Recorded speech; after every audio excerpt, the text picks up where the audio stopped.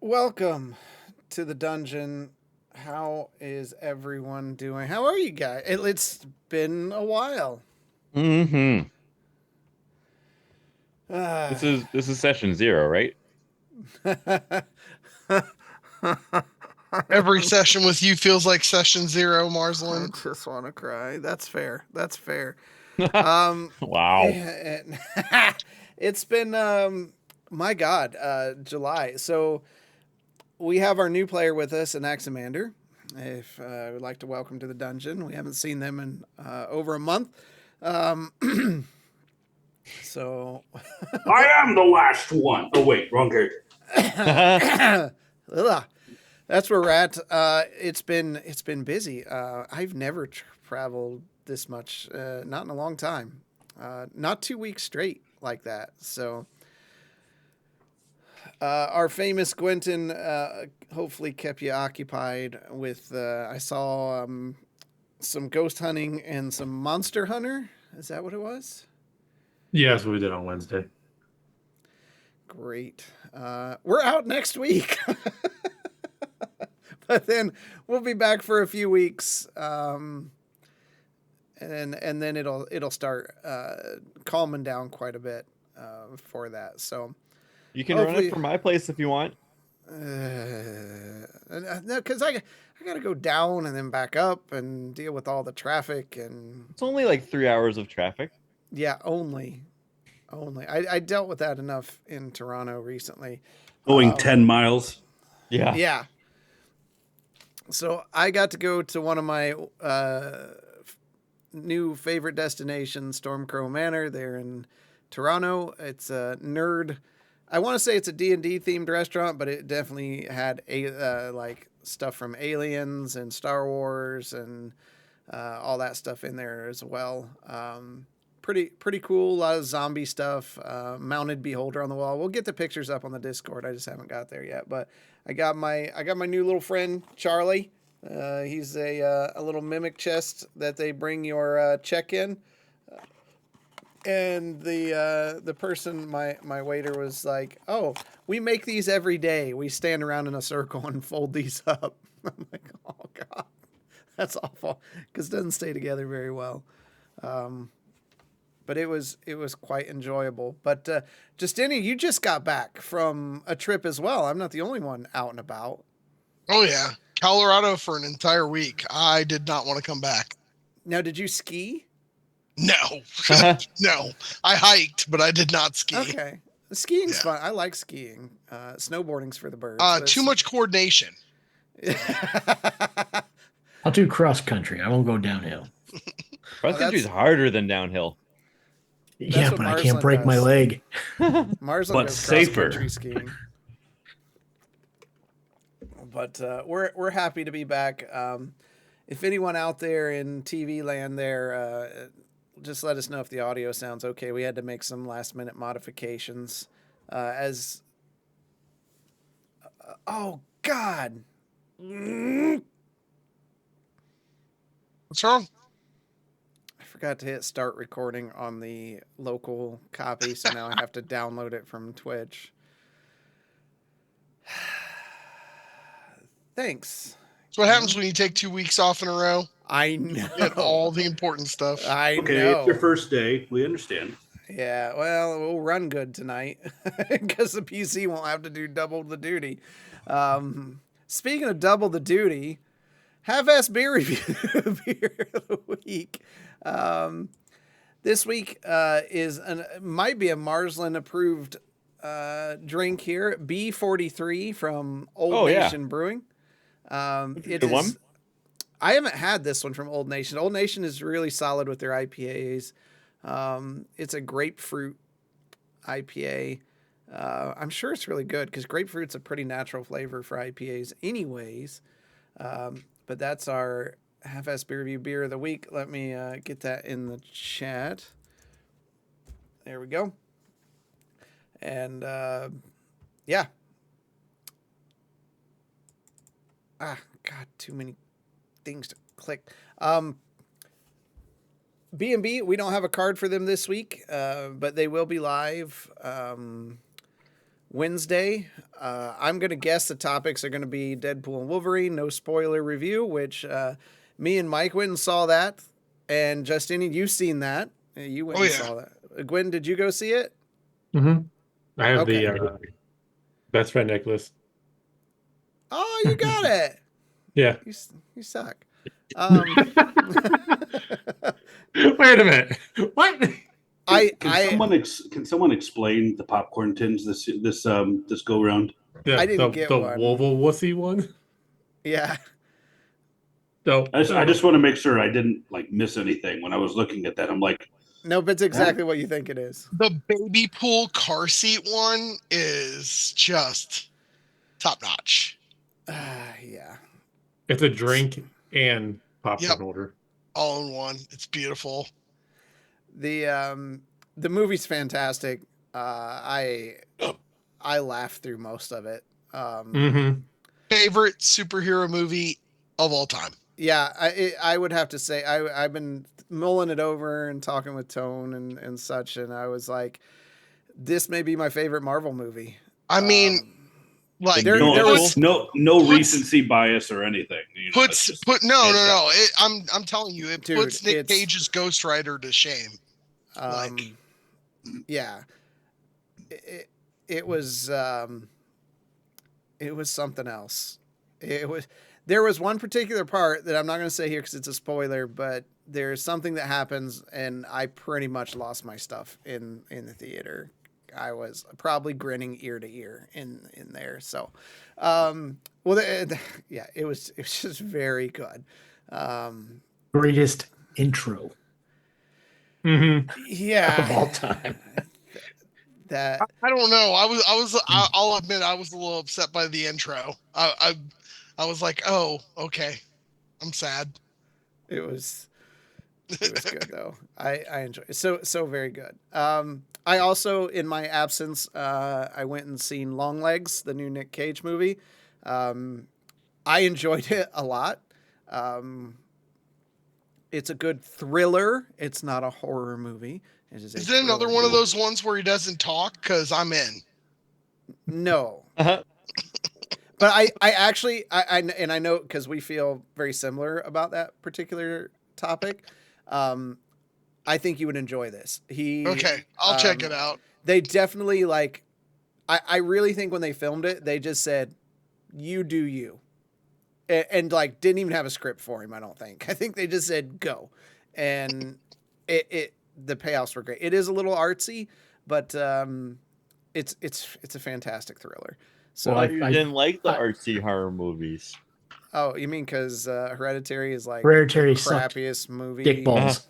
Yeah, it's awful. Well, this movie had a budget less than $10 million. Did M. Night Shyamalan write Hereditary? Because it's like, oh, look, there's the ending an hour and a half from now. I've already figured it out. Yeah. It's a twist. I don't like M. Night Shyamalan either, so crucify me as you will. I did watch the Cage's last one, the one with Paolo Pescro or whatever. Oh yeah, the Massive Talent or whatever. Yeah, that was. I'm thinking I'm thinking that Longlegs is along the lines of Nick Cage acting in that movie. It's like you be Nick Cage and you do it.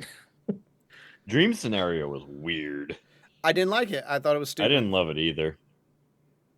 It was one of those movies, and these come along. It just pissed me off because I'm like, this dude is just getting the raw end of the. I get the I get the arc, the cancel. It's about cancel culture, but yeah, it just pissed me off. So, though, no, that's a good movie. No, so a lot has happened. Definitely swing by the Discord, and we can chat about these things, or swing by B&B on Wednesday night. Also, there's a new episode of Set the Tone with me. There's one with me and Rohi Raju that is out there. You get to hear about my poop tales, and then I'll let you figure that out from there. So. Always silent as the Hawk 2 girl. That 15 minutes is gone. That's fine. She's got money out of it. And internet fame. And we know what she does in her spare time. Anyways, you guys got anything else? We'll be with you on Wednesday in some capacity. All right. Crazy. We could talk forever on just what's happened in the last month. So, without further ado, let's get into the dungeon.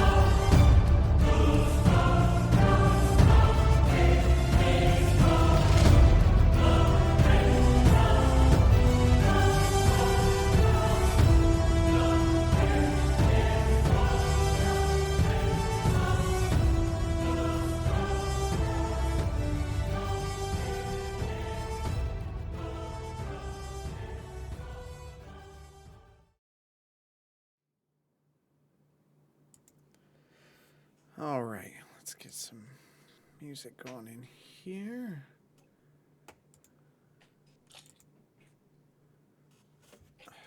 Move, drink.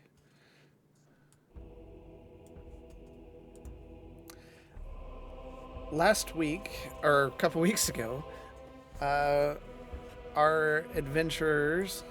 Tune that down a bit.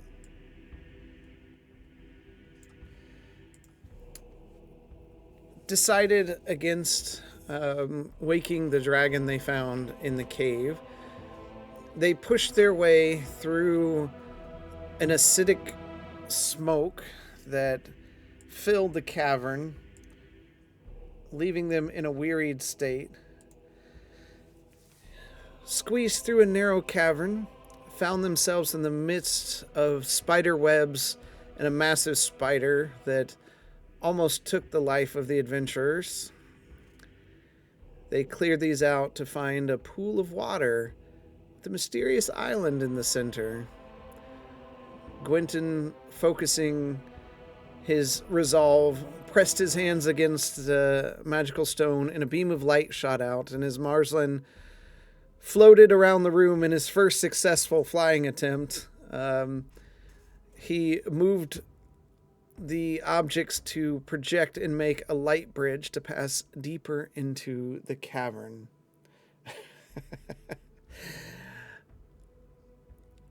Passing through the cavern,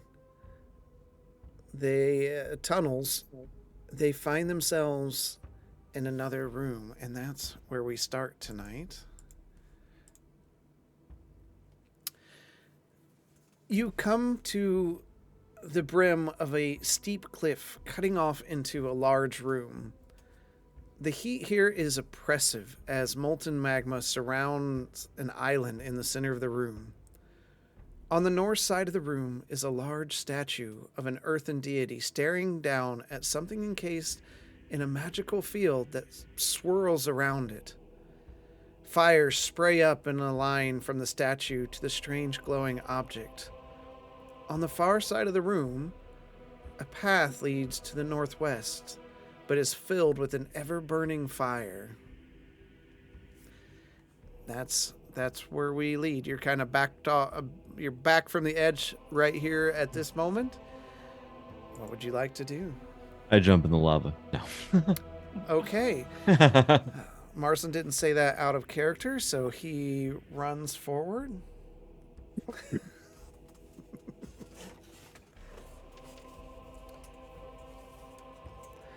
What do you really want to do?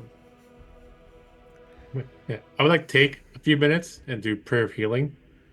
Okay. Everybody heal for 15. Nice. Mamma mia. Do you mind if I do that twice? Needed. I don't care. Y'all can take as long as you need to. You can call this a short rest if you'd like, because those take, 10 minutes to do that? Yeah. One? Yep. Yeah. That's another 10 you heal for. So I'll leave it up to you if y'all want to take a short rest.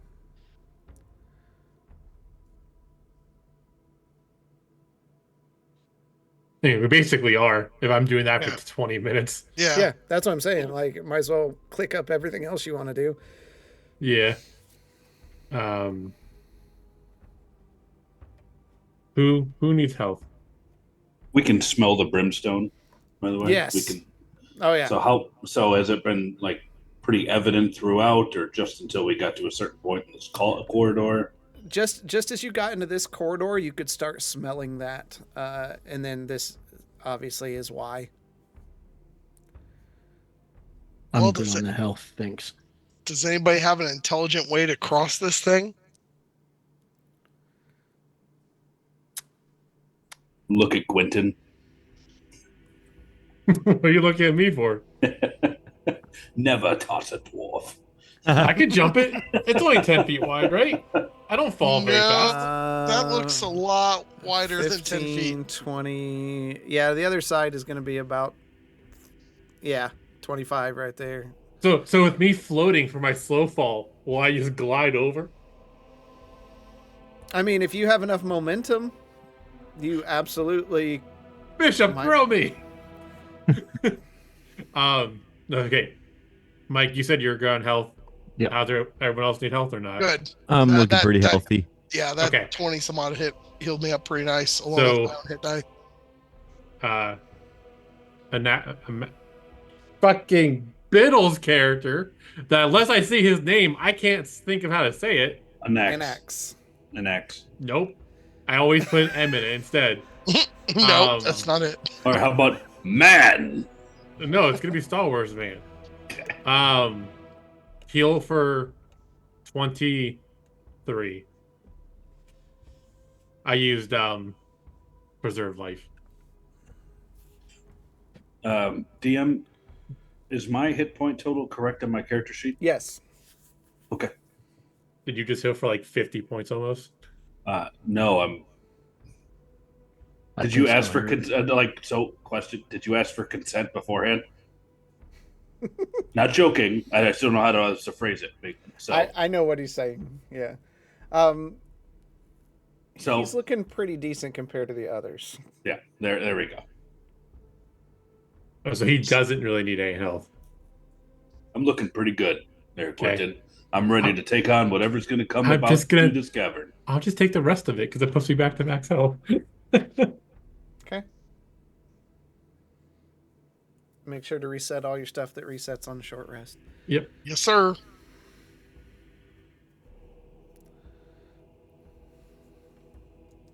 Okay. I'm ready when you guys are. Do we all need to go over there, or do we only need to send Marcel in? Wait, just me? Well, I'm guessing the object we need is in that shiny magic box over there.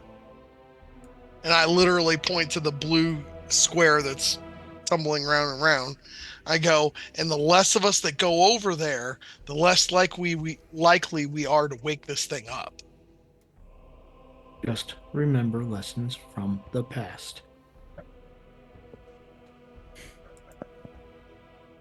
That's what I'm saying. Maybe we send fewer people over there. Maybe we don't just take anything. I have a feeling once we start... Oh, God. I have a feeling once we start interacting with anything in this lair, it doesn't matter how many of us are there. It will know. Well, Bishop, you're the one that led us here. I mean, I'll follow your lead.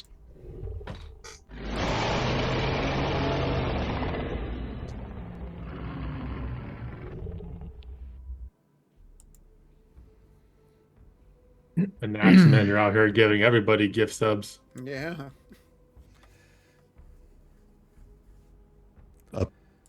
How far is the drop, you said? From 25 where feet. we are? So we're up high. Yeah, you're up high. It's 25 feet to the other side. I would say you're probably 15, 20 feet up where you're at right now. And there's no visible way to like climb over to it. Yeah, you guys aren't even at the edge yet. Like you're still back. You're just looking into the room. I'd like to come up to the edge and kind of get a good view of what's going on in the room. Okay.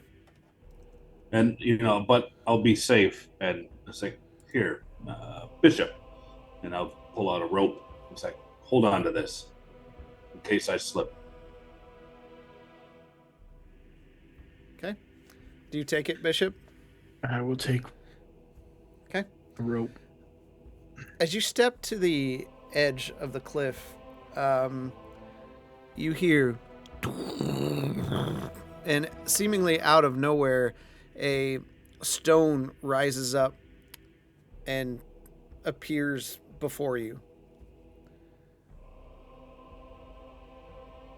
What's the gap between where I'm at and the stone? You could step to it.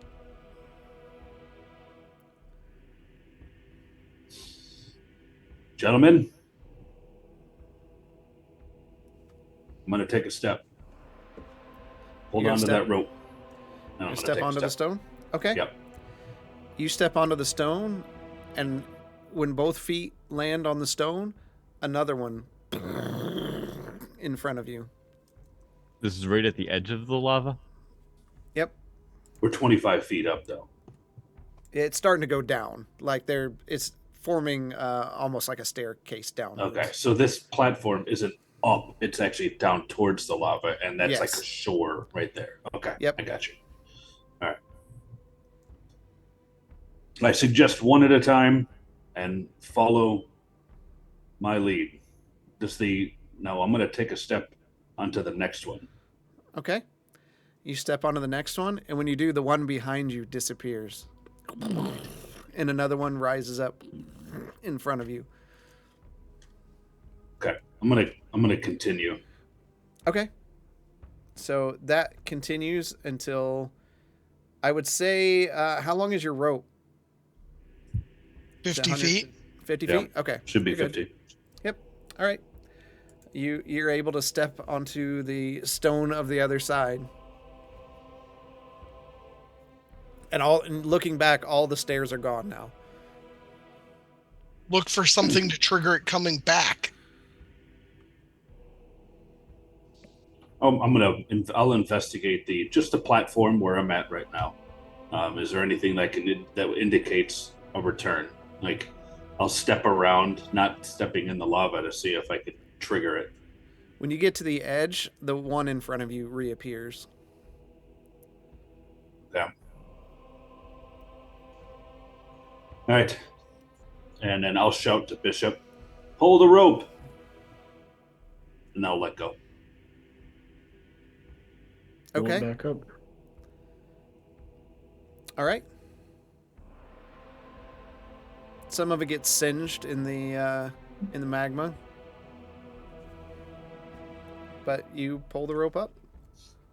We have a grappling hook. Would that work? I mean, I do, but I'm down here now, so that doesn't happen at all.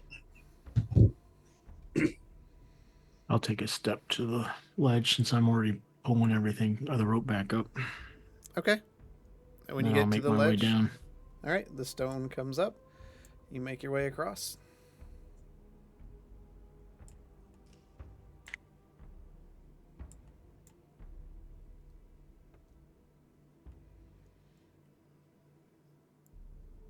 Now, I imagine we're all going to go one by one and do this. Mm-hmm.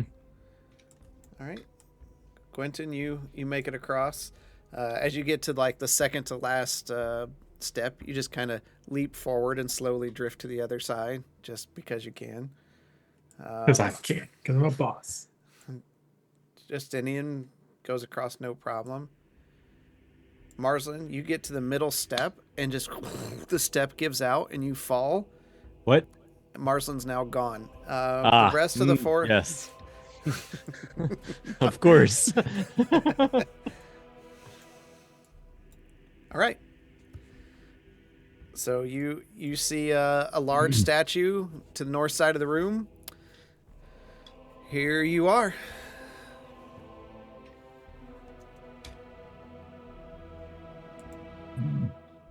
Let me go examine this statue. Okay. All right. What are the rest of you doing? I'm gonna just examine the spinning tesseract. Okay. All right. Justinian? Oh, I'm staying right where I'm at until I'm told to do something. This is not my Okay. area of expertise. Quentin? I'm not touching anything after the last expedition. Okay. And Axe? I'm so. What's going on with the little good berries over on the right and the left?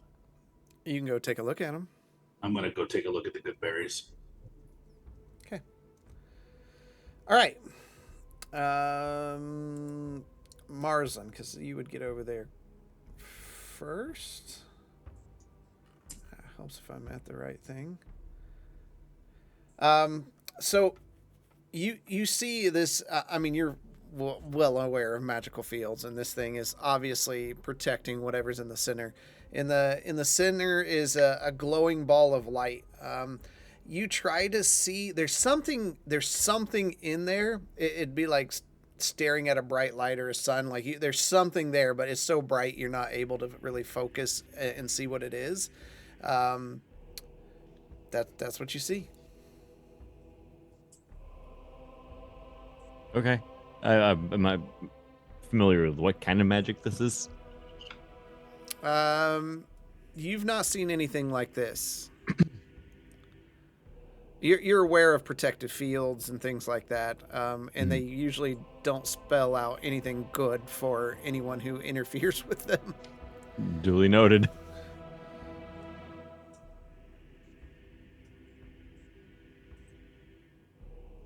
So you're just going to keep an eye on it? I am going to carefully walk around it and check out the red thing without touching it. Okay. That's definitely lightning. Okay. All right. Bishop. You see this massive statue. Whoever this is, they've got horns, they've got long hair, draping down an ornate back piece. Probably some great warrior of some sort. Weapons in each hand that just they're made of stone. They're not real weapons. Everything just shimmers with a sparkling light. And right before you, at the base of the statue, is a plaque. Huh? On that plaque, it says, "Kneel before the might of earth. Know my children in their birth. Walk the path of those before. Failure to hear, and you'll be no more." I'll put that in the chat for you. Oh, is this a riddle? Of course it is.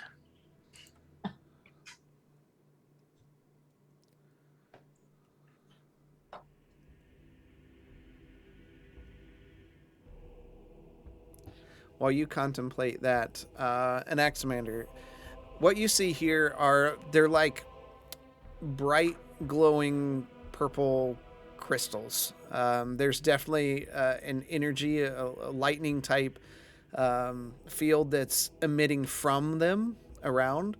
You're safe where you're at, but you can definitely see it jumping between the crystals. And Marzan, you see the same thing where you're at too, just red crystals.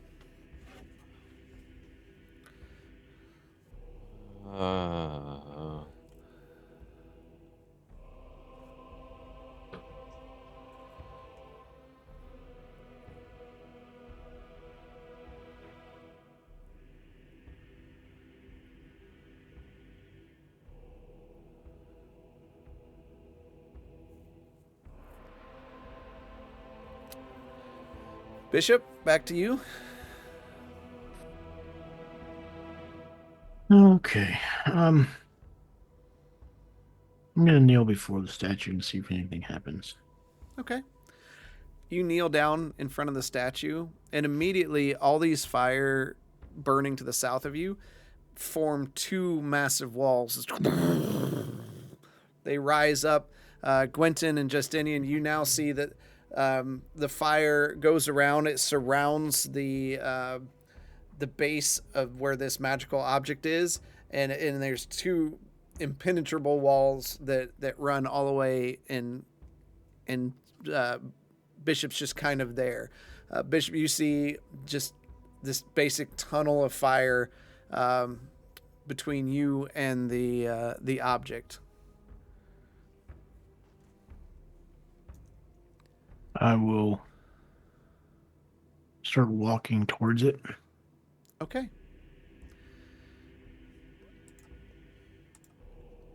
You take a step forward, you feel the ground rumble, and it just turns into this mud-like mixture. It makes it a bit more challenging there, but as you step forward, you hear Amethyst.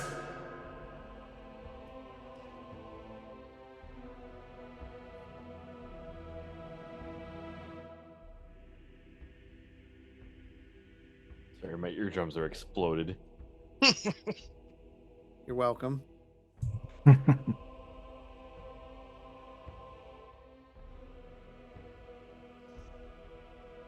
Okay. Knowing that there was a red and purple statue on both sides, or whatever those are on both sides, would I be able to understand if it's like touch one of them? You can do whatever you'd like. You saw what was in the room.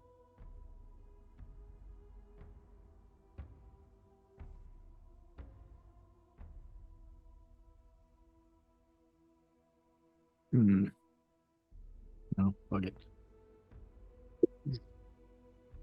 Annex, please touch one of the crystals. Do I know what color an amethyst is? Or am I just going to look it up? Hold on.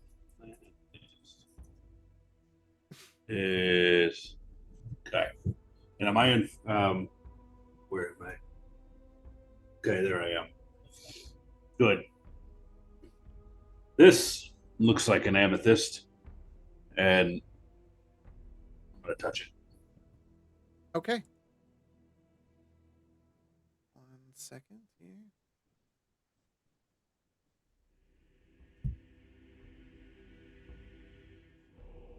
Am I aware of what's happening over there?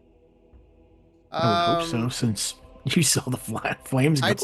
I'd say you can't see, but you heard Bishop say something. Okay. And Axe, take 2 points of lightning damage. Got it. Bishop, you see the ground in front of you partially solidify. I'll step forward. Okay.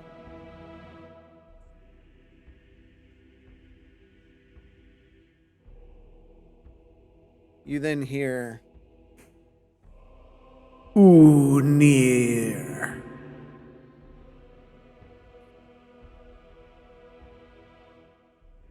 Sorry, what was that? I know what that is. This is why I needed everybody's.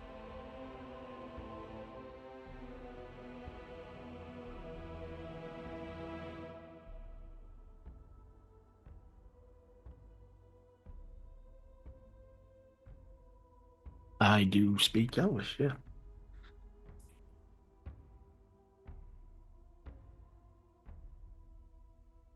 Nope.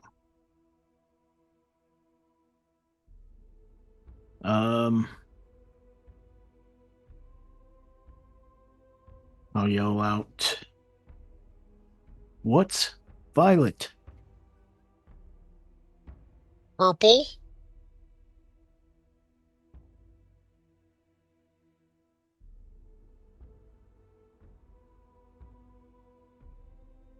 Annex, I'm gonna touch it again.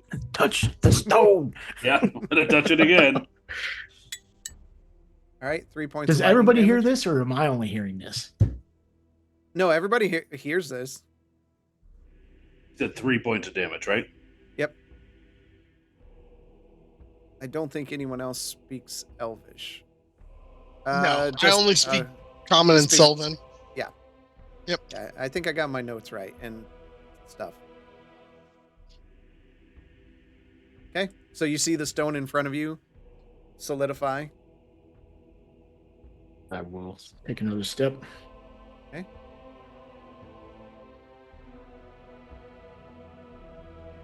You hear Wrath.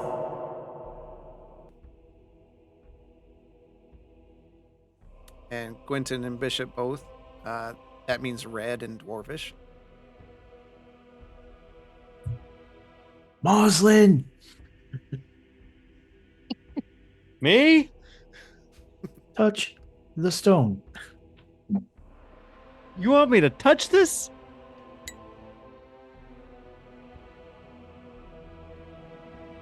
Okay, I'll reach out and touch it. Just a slight static shock. You take 1 point of lightning damage, and the ground solidifies again. Step forward. Marcelin, have you dropped below half your hit points from that? I'm down.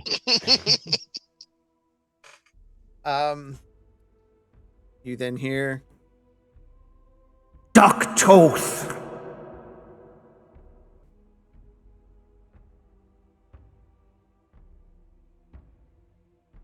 I do not know what that means. Toph. Duh.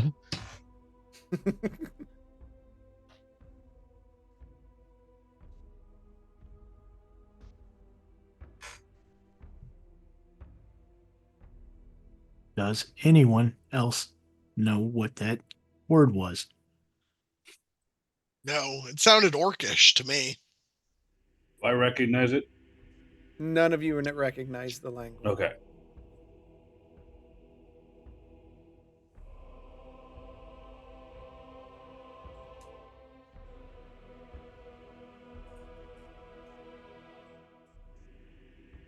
It's a 50-50 here.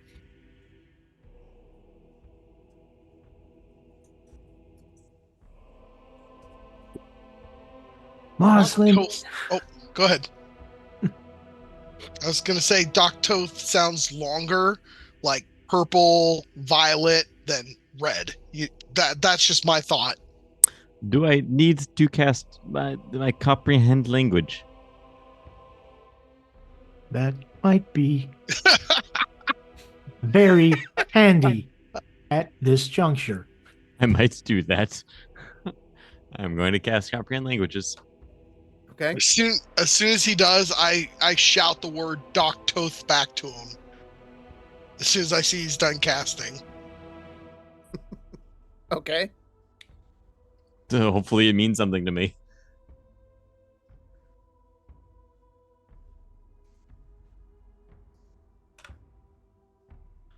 Plume. Plum. Oh my God, Flume. Annex. All right, I'm gonna touch it again. 6 points of lightning damage. Oh, Jesus. Well, at least he took the right side. Yeah, apparently so. All right. And I will step forward. Eoth. Justinian and Marslin, that is Ruby. Red, Marslin, you're up. It's in Sylvan. I'm touching it. Yeah, you are. 37 points of lightning damage. No. Go to hell. 4.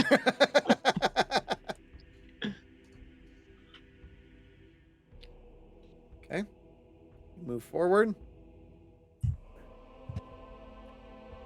Fartooth. Touch the tooth.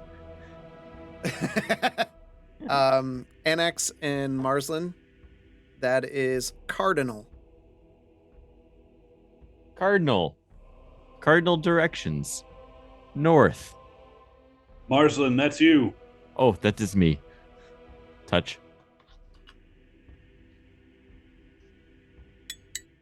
One point of lightning. Yes. Really making out pretty good on this.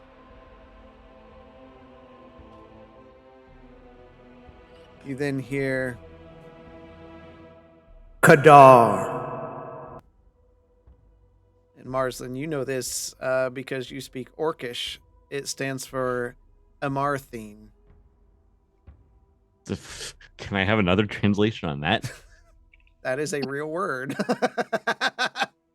Amaranthine? Amarthine. Amarathine. I'll send it. Amaranthine. Yeah, you're missing an N in there, bub. It's a pinkish or rosy red color. I feel like Wait, that's both cheating. of them. Purple. No. Okay. What? Annex, are you touching it?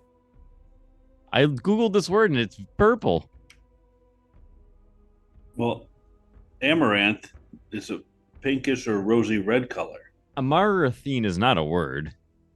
Yes, it is. Google says otherwise. And a purplish red color. You're missing an N in there.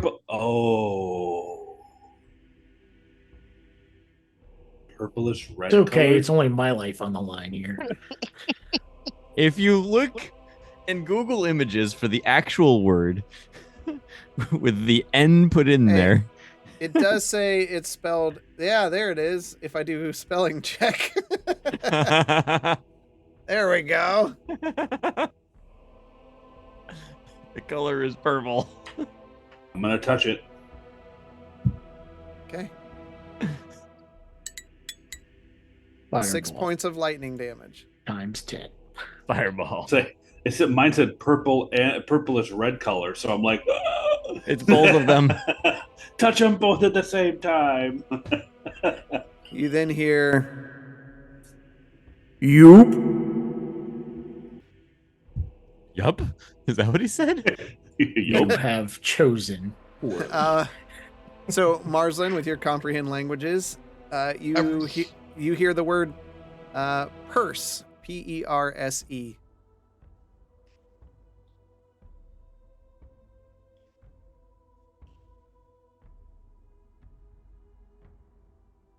What? You said purse. I don't know what that means in this context, though. Perse. By or in itself or themselves. Intrinsically. Oh, no. Oh, wait. How did you spell this? Perse. Oh, Google changed it to per se. Oh, you're I didn't realize we had Googles in the dungeon. Yeah, no crap. You know. These are very smart and wise people, so they will know this. But the player is not, so we have Google. Exactly. Purse. How did you even freaking come up with these? Spend hours each week prepping. Purse is of a dark grayish blue resembling indigo. I'm gonna go with purple. Touching. Yeah, you are. 2 points of lightning damage.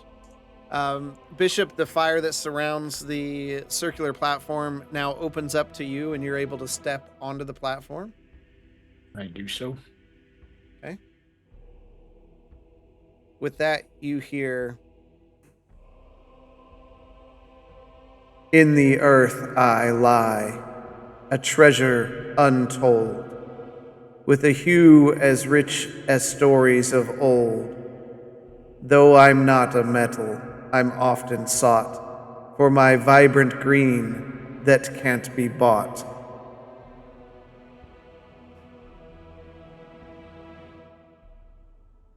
Does Bishop hear this, or does the rest of us? Everyone. Can you put that in chat when you get a moment? Yep.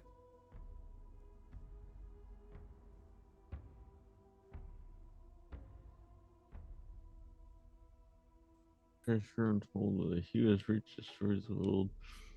I'm not a metal. I'm often sought for my favorite green that can't be bought. What the hell does it mean?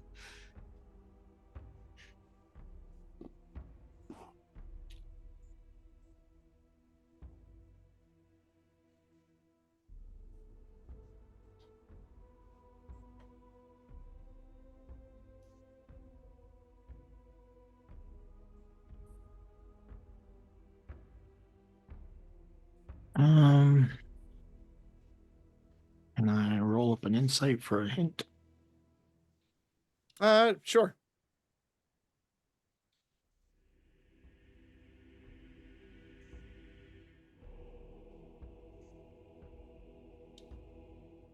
$18. Okay. Considering where you are, you wonder if this is referencing a type of stone.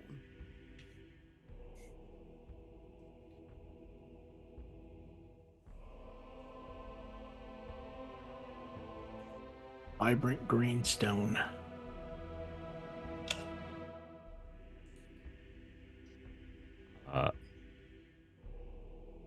Emerald? The only thing I can think of.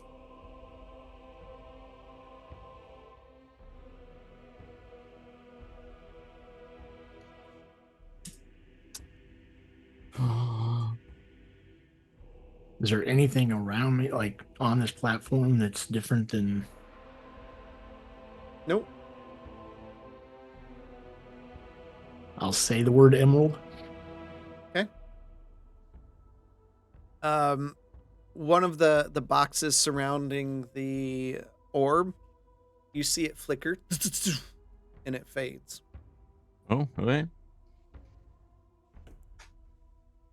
Born from the depths where pressures are high, with a fiery glow that can catch the eye, kings and queens have sought my gleam. In the realm of gems, I reign supreme. Diamond.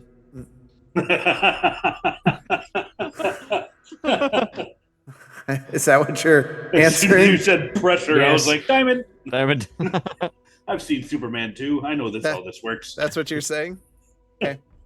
The room begins to shake, and the magma on the outside of the room moves in 5 feet. So Mars and you are now closer to it, and it begins to noticeably get hotter. Did we get it wrong? Yes. Yes. Ruby? Fiery. Coal. And- Fiery. Oh, yeah. Are you saying coal? I will say coal. Okay. Again, the room shakes. Son Guys. of a bitch. Magma moves in, and Can you you paste all. it, please? Well, hold on. You all take 1 point of heat damage as the room is starting to get excruciatingly more hot. Now, if I'll able to finish the riddle, Oh, wait a minute. What? they started shouting out, and I said, Is that what you're saying?" He said, "Yeah." You took a breath. You took a breath. We thought I you took were a done. breath. Yeah, I wasn't done. You can't breathe. Born from the depths where pressures are high, Diamond. with a fiery glow that can catch the eye, kings and queens have sought my gleam. In the realm of gems, I reign supreme. Though I share my name with a hue so bright, it's in my hardness I show my might. Ruby? Yes, it's a ruby. Are rubies formed with pressure? I didn't think so. Mm. Okay, well, I mean, Bishop? Wait. I'm not saying anything right now. Yeah, okay. Rubies are formed from extreme pressure. They're Boy, that Google foo is really hitting hard tonight. What do you expect when you throw this kind of crap at us? Maybe we let him finish the riddle and we talk about all of the possibilities. I'm Yeah, sorry, let's I'm spend the not a next hour metallurgist. talking about I gems. am a sales guy. So And I'm pretty sure none of our characters deal in jewels or precious rocks. I think I'm the closest as a blacksmith, and I don't use any of that stuff. How close are the walls to us? The magma's like basically surrounding the crystals where you and an Axamander are, and it's right in front of where Gwenton and Justinian are. So if I were to guess based off of how much it's moved so far, based off of how far it's moved so far, one more and it might engulf me. Yes. I'm gonna take a step back. Yeah, I figured. Maybe another step back. Yeah.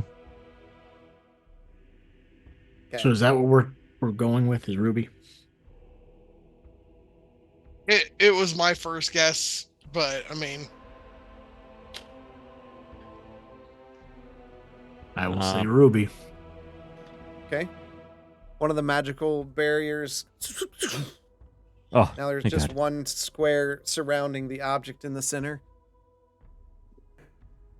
From ancient depths, I emerge with a spark, fashioned by time. In the world, I leave my mark. Unyielding yet prized, I'm harder than steel. In my facets, light dances, my brilliance real.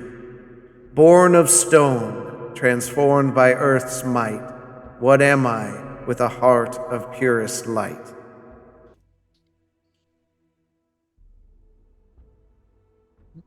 Yeah, I'm gonna need that. Thank you.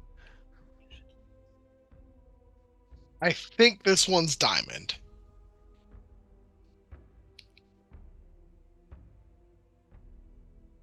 The transformation from coal to precious stone being sharper than steel, many facets. That does sound like diamond. Diamond. it does sound like diamond, yeah. Okay. That's what I With say. that, the square and the magma recedes back, revealing the total island again. The flames in the center die down. Welcome, my child.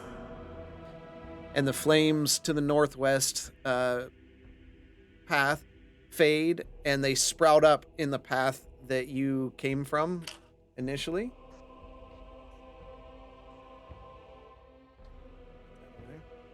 And before you, Bishop, you see a darkened sphere floating there, just a mysterious orb.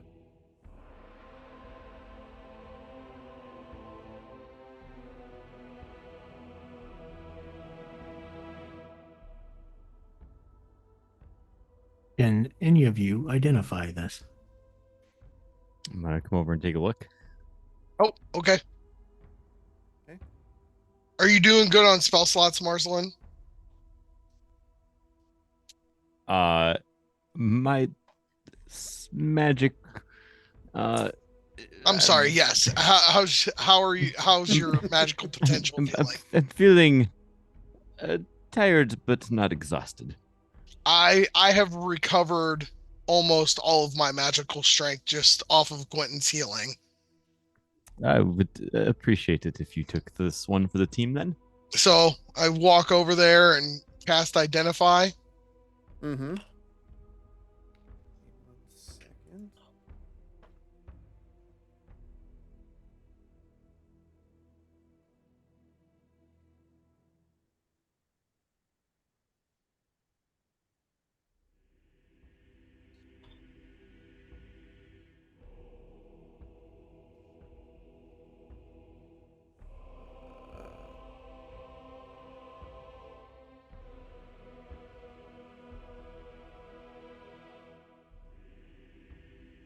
Okay, I'm gonna type something up to you. So Okay.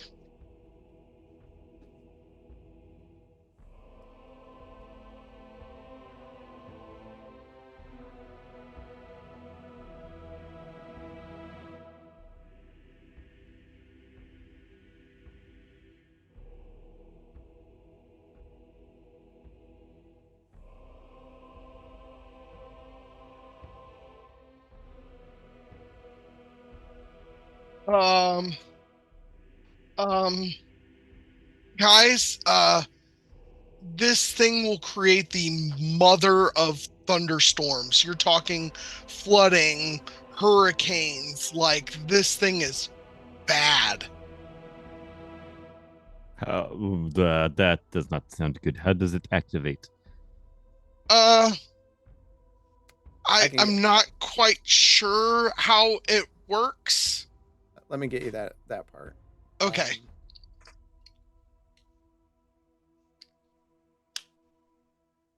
The shell that's surrounding it. It actually doesn't tell you. Right. The shell that's surrounding it is protecting it from going off. See here how it looks like you could just twist and open this? All of the force of this storm is being held in by this casing. So don't open it. Check. Right. Yep. By the way, it does weigh 20 pounds. Okay. I have more than enough room to put this in my bag of holding, but if somebody else wants to hold on to it, they're more than welcome. I will hold on to this one. Okay, take it. So yeah, I will put my bag of holding around it Okay, in case it. great. I do take the time to show him how it opens, like tell him exactly how I figured out it opens. Yeah.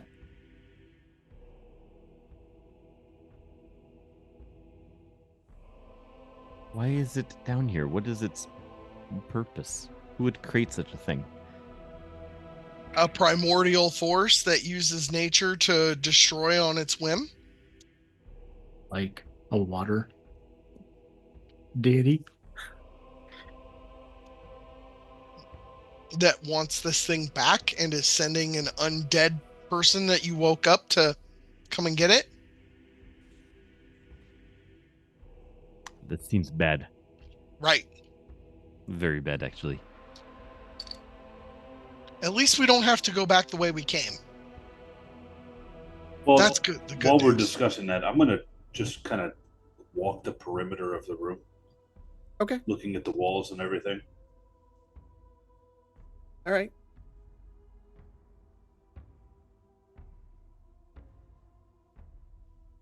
I mean, they're just stone walls. I'm ready to head out, guys. I Does- want to get does- back to our ship as quick as Does possible. anything trigger when I walk the perimeter? Nope.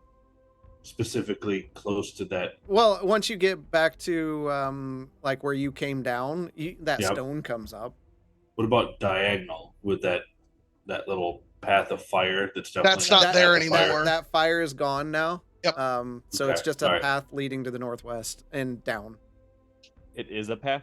Yes. Yes. I missed that. My But to get the apologies. cool fire effects, I can't make Yeah. it stop happening. Yep. So yeah, we'll head once I get it placed in the bag of holding, we'll head over to the upper. Okay. I recommend we take this path so as not to run into our. I would say, Well, the way we came is on I fire. almost said Broman Karth. Holy cow! wow, Let's go that's later in the story. Anyways, back. I don't think we can go back to Candor's Keep with this thing. Honestly, I think Kandor's Keep is the only place that we can go with this thing. I think the Academy would love to keep this safe. Yeah, that is a very powerful magical item, and there's no better place to keep magical items than in Kandor's Keep amongst the Academy. I couldn't If agree more. Ishtab wants this, it cannot be good. Right. And undead man with the power to kill one of us at a single point of his finger has giant bishop army following him and wants this thing, and we're going to take it to Candor's Keep.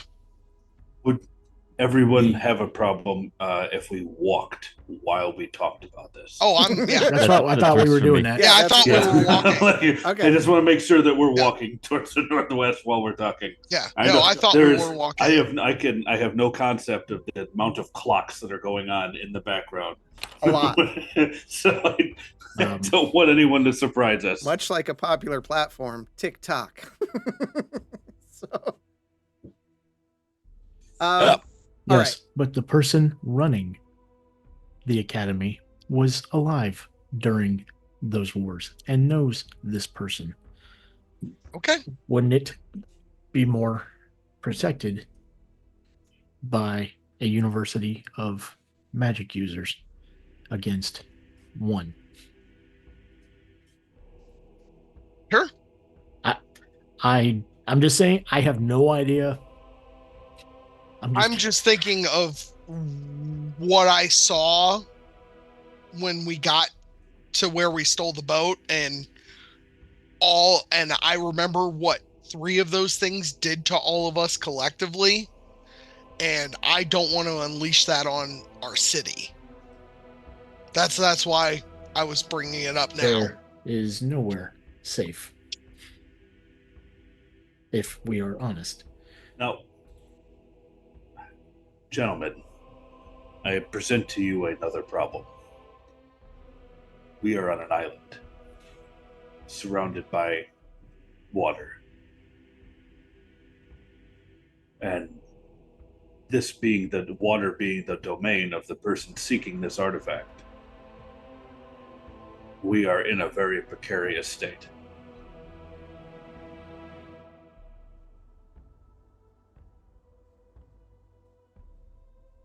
I'm gonna look down at the lava.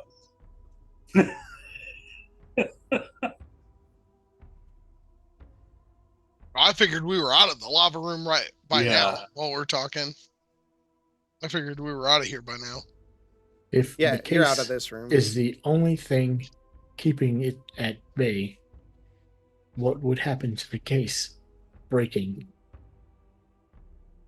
I'm sorry, say that again, Bishop. The case. He's right. If the case breaks, then the magic is released.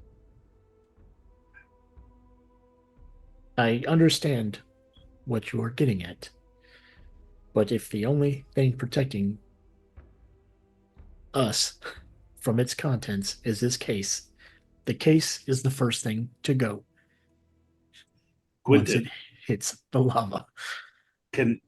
or Marsland, can anyone reach out to Drusilla? I can't very quickly. What if we put this into one of our bags of holding and then overloaded it? Then you're talking about sending a monumental storm out into the astral plane. For anyone to get. Maybe that's not the best idea. What if we break it inside of the bag of holding? Oh, I I think that might overload it. like a balloon. Just like, don't let it go. Sorry, that was out of character. Boom!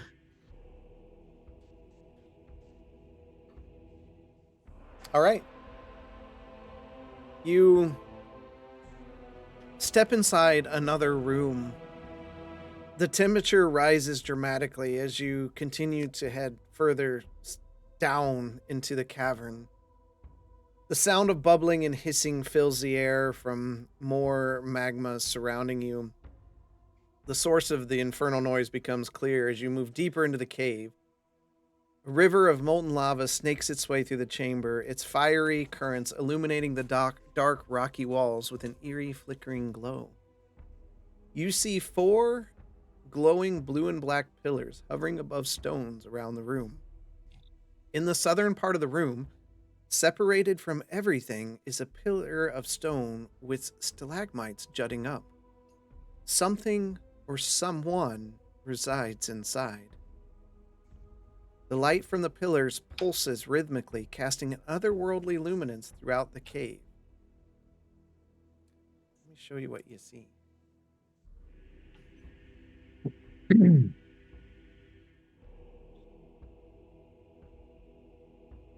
Whoa.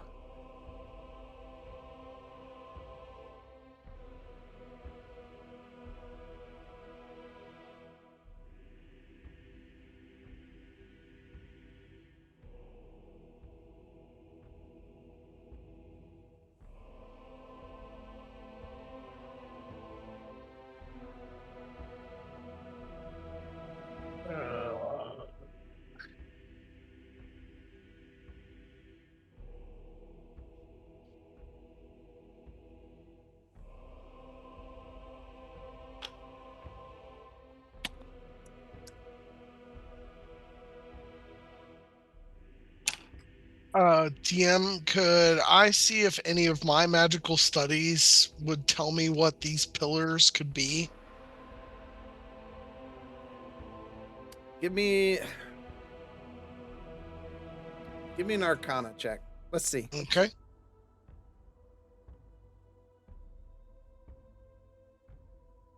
$21. Okay.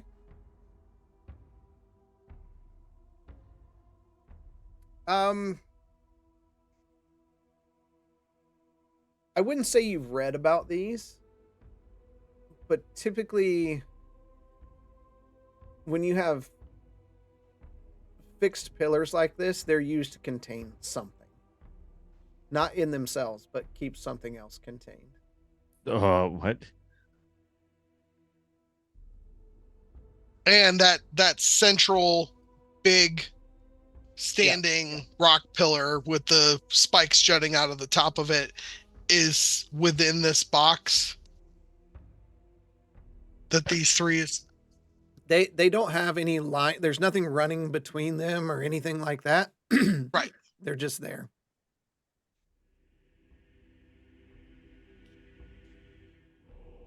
But you do see someone or something within that.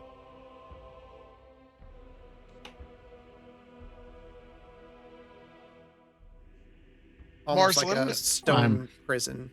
This looks like some sort of containment spell between these three pillars.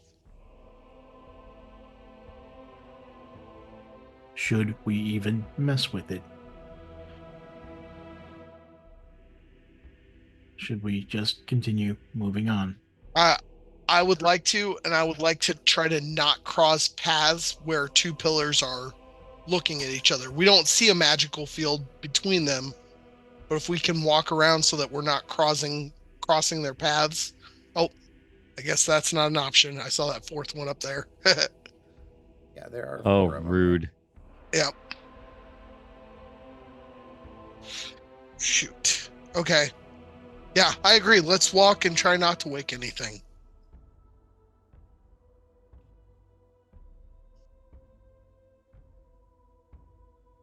And I would suggest being really careful as we walk across that narrow part.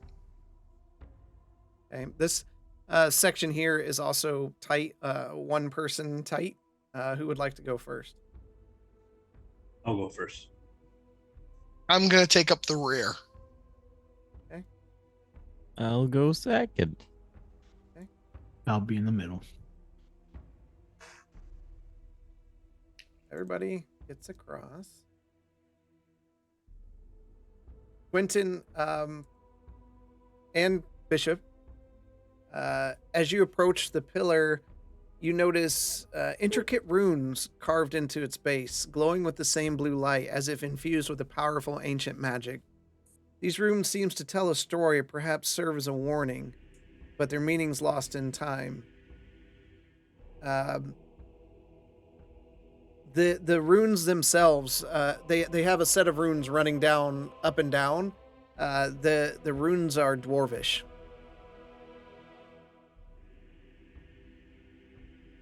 The heat from the lava, though, it's intense. It's hotter than the previous room, but the area around the pillars is strangely cool. And there's a faint hint of a floral scent that emanates from them. Needs more biblical. Does Rune say anything? Yeah, the one you're looking at says water.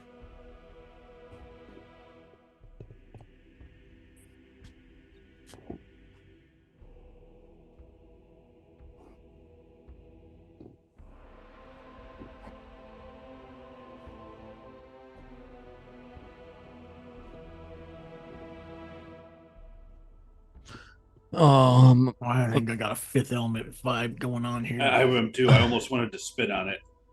I'm gonna continue on. Does that path to the next one look walkable? It's walkable but precarious. Am I gonna have to make a roll as I go across it? Okay. I am. I'm gonna try and get to that other pillar. But if I start to fall, I'm going to immediately cast fly on myself. Okay. Your comprehend languages last what? An hour? Yes. Okay. So that would be probably past at this point. All right. All right. I need you to make a acrobatics check. Gosh darn it. With advantage? No.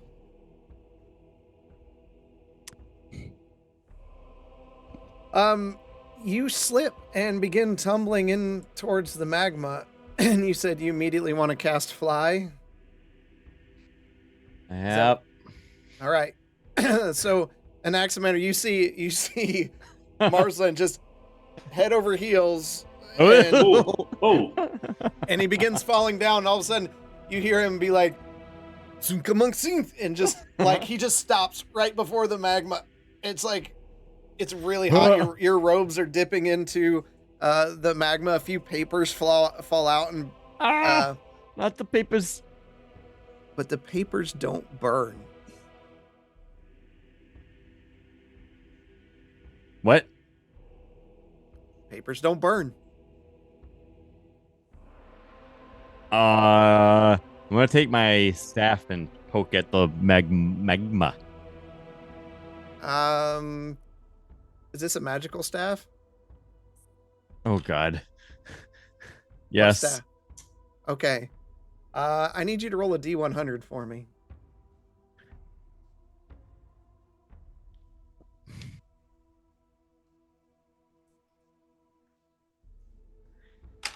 $20. You just the magma begins to boil as you stick your staff in there, and you can tell your staff is being damaged. Okay. I mean, I'm not gonna hold it in long. As soon as I know, yeah. just in and out. Yep, Just whoop. it definitely has scorch marks on it, but the papers don't.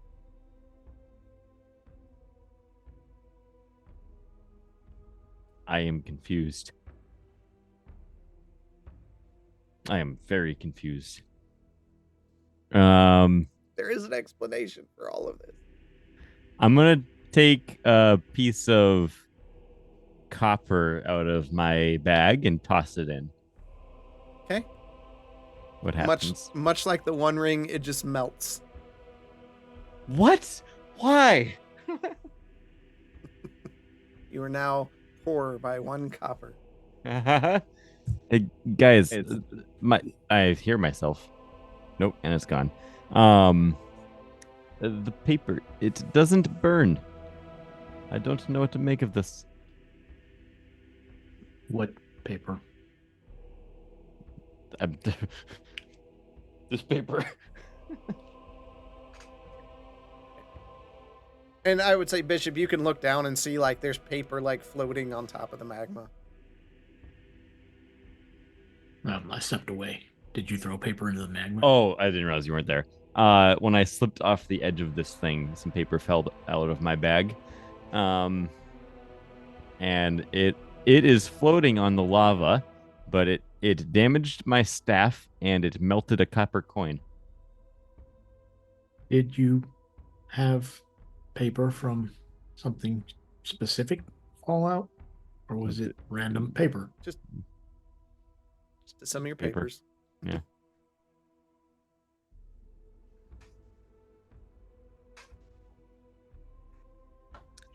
Also, Anyway, give me a perception check, Marsland. well, it's gonna be one of them nights. Was that a 5? That was a 5. Okay, never mind. All right. So you're there hovering above the magma. Where would you like to go? I am going to fly over to the next closest pillar and see what I see, if there's any more engraving or anything. It has engravings on it in a language you don't comprehend. It hasn't been an hour. Oh, I didn't realize you had the map in front of you. You know, this map here. But It's right here. It is. I'm looking at the map. We went one room over. nice.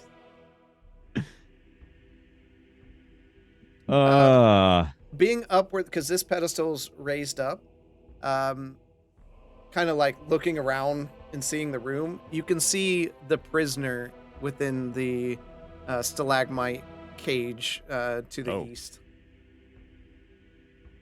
What do they look like?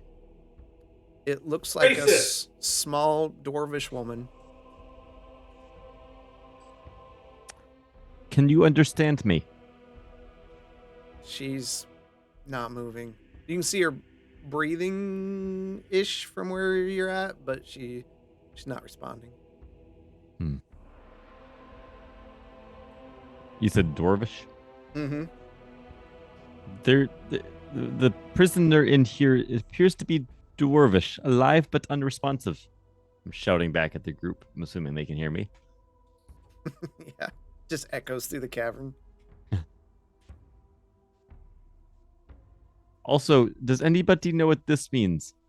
And I'm going to shout out whatever it says on the pillar. They're in they're runes. Oh, they're runes. Yeah. Can I describe the runes? Yeah, I mean, you could be like, it's like a slashy, and like that's. You literally have pad and paper. That was my next thought. I'm gonna take out my pad and paper and transcribe it. Okay.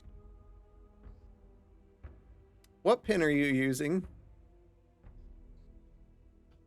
I don't even know why you ask. I Just think you assume know he's the using answer. that. Yeah, just assume he's using the one that he thinks is perfect. All right, great. What are the rest of you doing while he's doing this?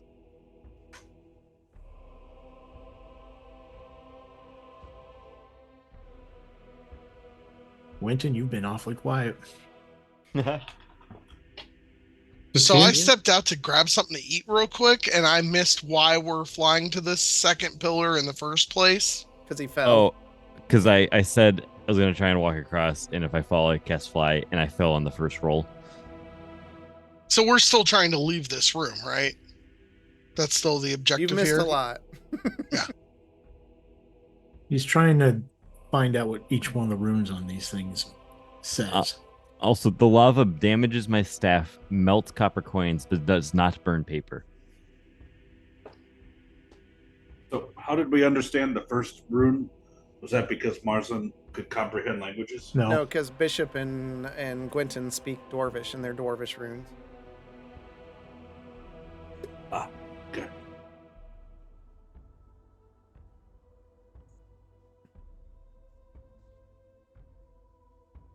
Gwynton, I think you were going to say something. No? Okay.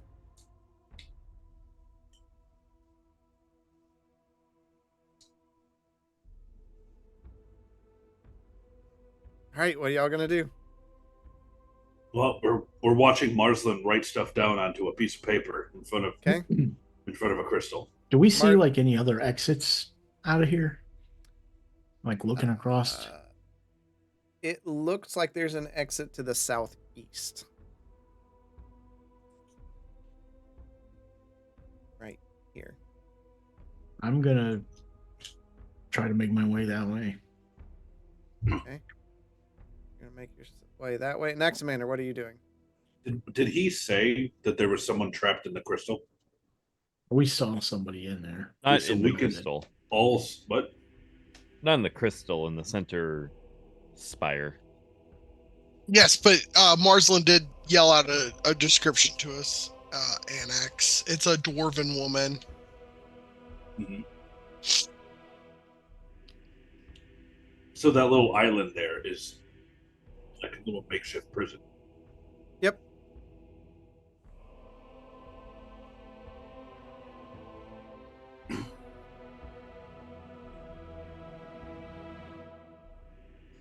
Well, gentlemen, I'm not going to leave until we figure out how we can rescue that person on that island. We do not know if they are dangerous or not.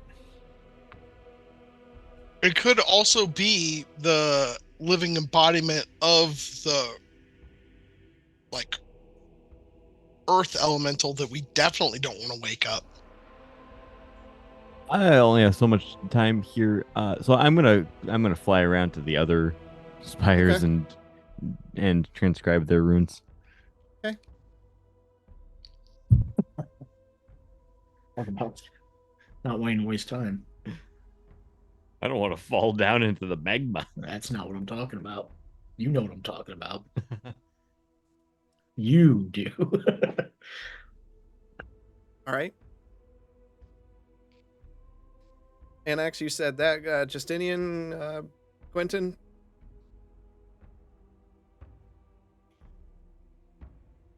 I'll follow Bishop, try to walk across.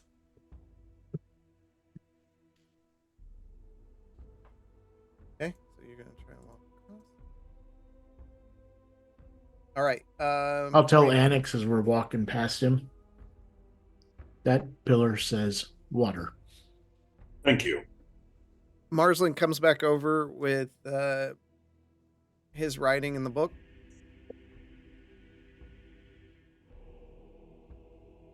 And ain't no one understands it. You can if Gwenton and Bishop, if you're both going to look at these, you can both do an individual intelligence check, or one of you can have advantage to try to understand what he's written here. What are you You can have talking it. about? It's great. You I'm can have sorry. an advantage, Bishop. Okay. You said it's what? Intelligence. Yeah, I'm not so good at that.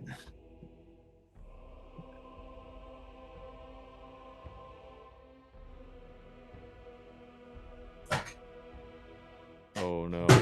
Please. Okay. Okay. So 15. Yep. All right. You see one says earth, the other one says fear, and the last one says R. Earth, fire, water, air. I will tell everybody that, and I guess which one's which, I don't know. As meticulous as Marsland is, I would say he would mark them. Yes. Marsland, the character. Not the player. Does anyone have any water? I guess we should Cool. see Octua. if it does anything to this pillar.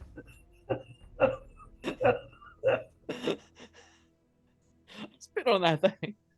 Just spit on that thing.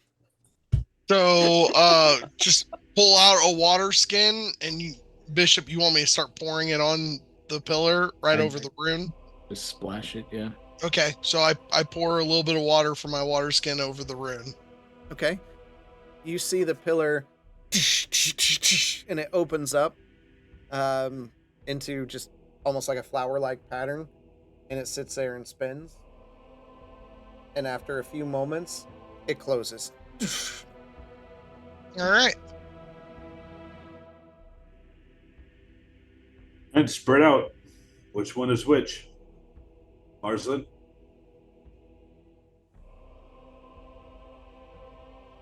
Oh. So Marsland, because he doesn't know this. The one directly south of you is fire. The one to the southeast is air, and to the northeast is earth. What is Earth? I pick up rock from the floor.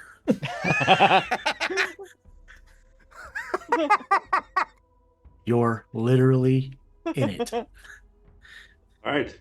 If I recommend that we spread out, Marslin, do you have the means of? I can cast Firebolt. I will cast There we that. go. That is excellent. Now, I recommend that we spread out and then we use the appropriate element on each of the crystal at the same time. This sounds like a plan to me. I will work my way over to the southeast one. All right, Bishop, you're moving first, right? Yep. Justinian, since you have the canteen, why don't you hold fast here? Go ahead and make a acrobatics check.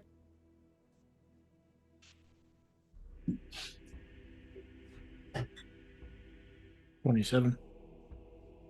Just misses. Okay. So you make your way over. Anaximander, you were next, so go ahead and make your acrobatics check. Yep.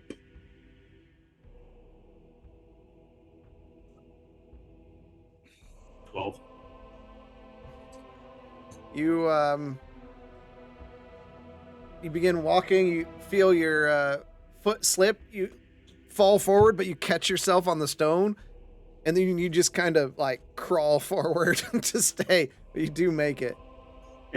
You're like, right. Like someone on a wet log trying to cross a river. You were right on the DC. Yeah. Gwynton, what are you doing? Nothing right now. Now that Okay. our plan has changed, I'm just gonna wait. Okay. All right, Bishop, NX. I'm gonna make my way south. Do I need to make another check? So this pillar is what? The earth one? Yeah. Okay. I will pick up some pebbles and grind them in my in my hands. Okay. Yeah, make another check, please, NX.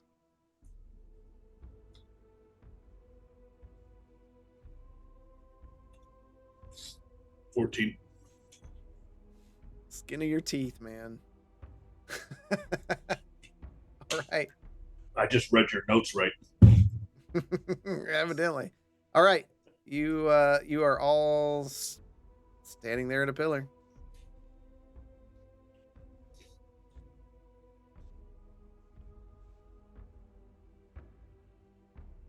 Let's get this over with. The count of 3. 1, 2, 3. And then I'll breathe on mine. Cast Firebolt. Okay. Spread the dust. All right. With that, you see them all around the room, and they open up and they begin spinning, and the room begins shaking. You see the stalagmites surrounding the imprisoned creature just begin to descend and fall into the molten magma. With a splash of an Anaximander, you kind of dodge some of it splashing up.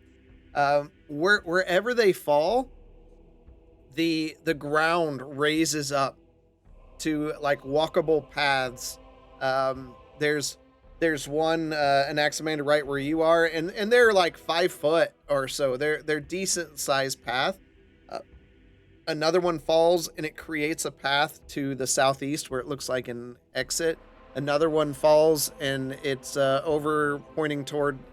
There's basically one pointing toward each pillar as well. So now you have this central hub and all these decent walking paths that have appeared. Yeah, there you are. I'm going to make my way towards the captive. Okay. Quentin, Marslin, and Justinian, what are you doing? I'm just standing here at the rear. We can walk over to where the Yep. captive is from here. Yeah, I'm Mhm. gonna go join an axe over there. I walk over as well. All right. Bishop, you coming down that way as well? Yeah, might as well. A little bit farther away, so we'll put you out here. All right. And actually, you would be the first one there. Lying on the ground, you see a dwarven woman clad in a dirty white tunic and brown pants that are torn. Her skin is pale and her hair is dark brown, flowing around her face.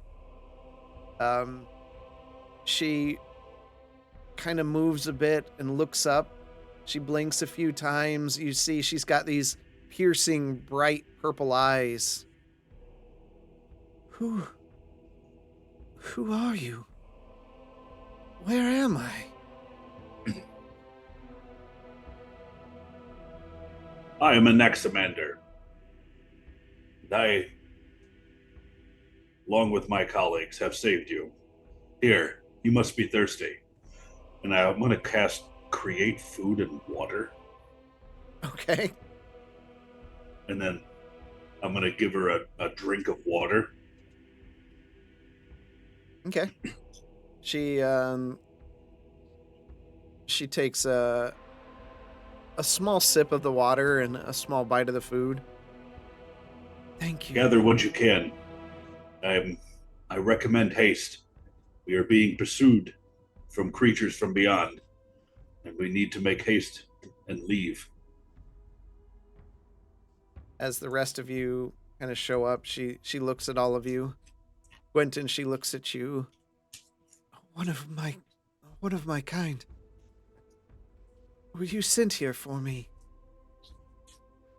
No, we just simply found you when we were trying to get out of this cave system.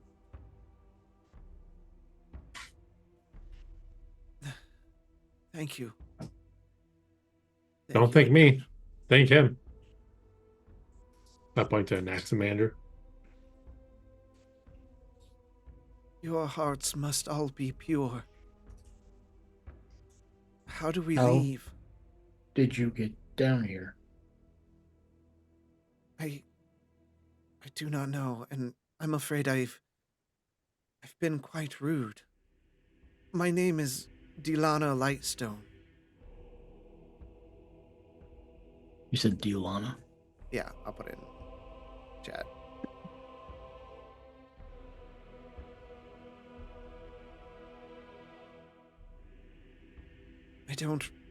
I don't remember getting here.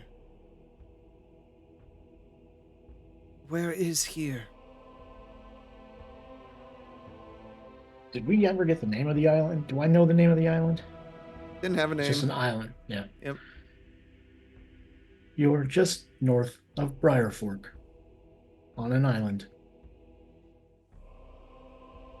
That doesn't make any sense. Where were you? I was in Sarden's Pass last I knew.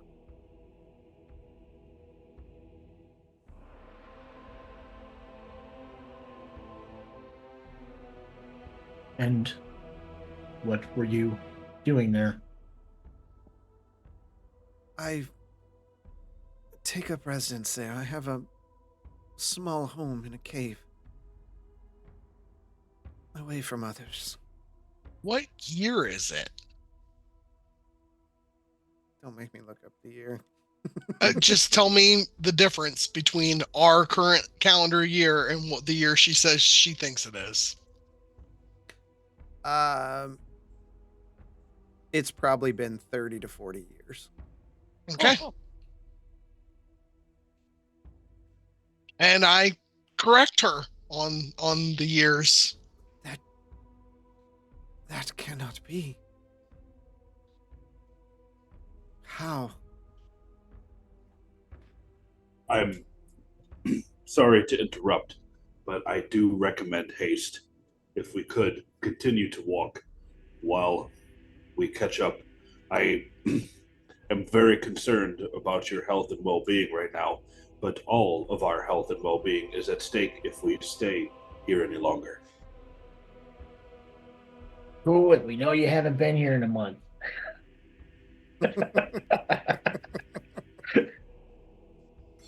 I'm just waiting for some lich to appear in the corridor back there. He doesn't know. Hey, Marslin hid the entrance to this cave system like beautifully. Never going to find it. Yeah, it looks like sheer rock face the way Marslin hid it. So We bought some time. All right. Damn.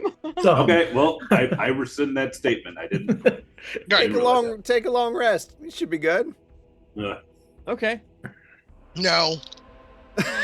I could use it. Have you ever heard of the Pillar of Earth? I can't think of her name right now. Of course. I've heard of Ignia. I believe this is her island.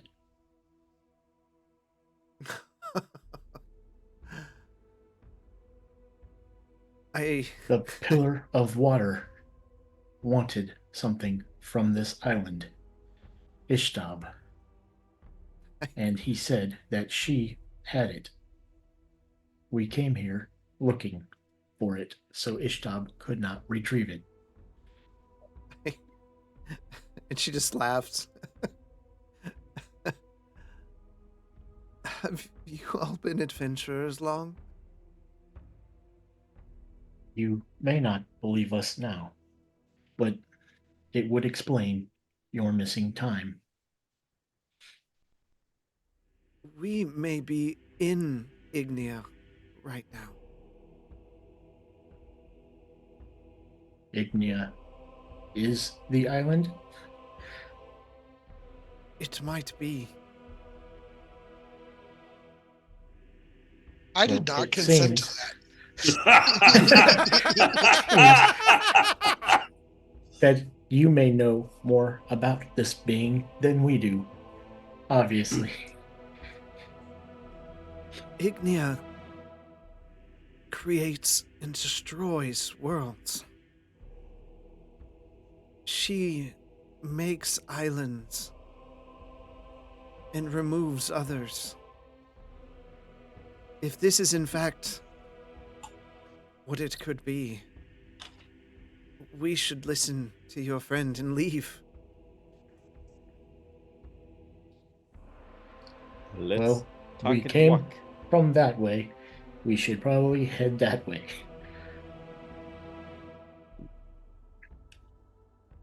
So y'all moving to the southeast? Yeah. Okay.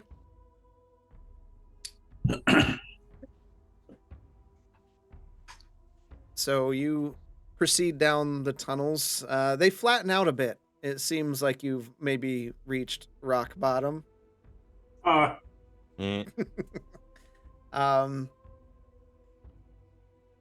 You step into another large chamber. The air here is hot with the scent of sulfur and magma. Massive rivers of magma. They don't look as deep. It just looks like more like a lava flow coming over the side of a volcano. They kind of run through this area. Before you see a gigantic creature wielding two large spiked shields. What? It stands up It's called Ant Flow. and it faces you. A booming voice can be heard through the cavern. Turn back, mortals. You are not allowed entry any further. I shall keep my watch. The Gear Mechanon store shall stay preserved. Let me show you what you're looking at here. All I hear is. Is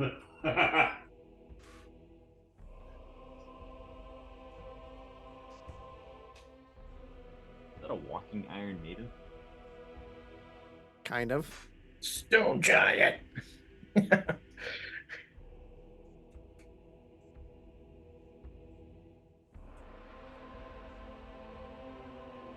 say you're probably right there. You can see a path to the southeast past this creature. So you said it's a giant creature, like a large creature. Ginormous, I think. Let me look. It is huge. Huh.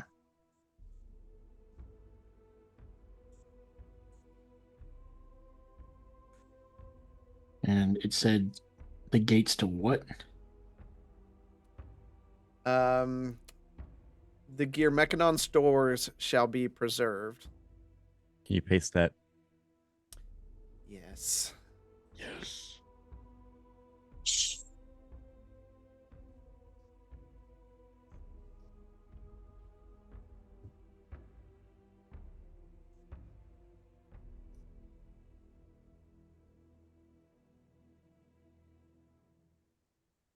We are just trying to find our way out of here. You may proceed further, no further. That sounded terrible. Go forth, but not forth. Yeah. Basically, you can't come any closer.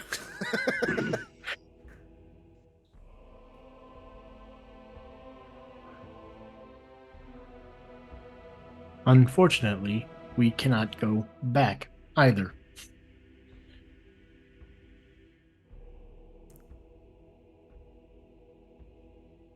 He stomps a boot down, and you can hear rocks falling from the ceiling, and gravel and sand scatter throughout the room. Turn back.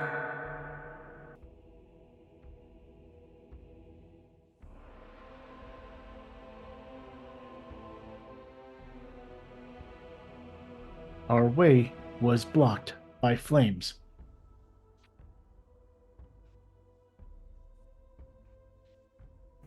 We simply want to pass through. We mean no harm.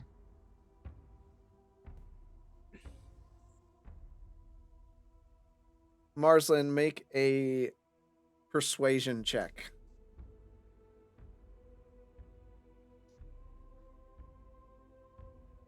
That checks out. Yep.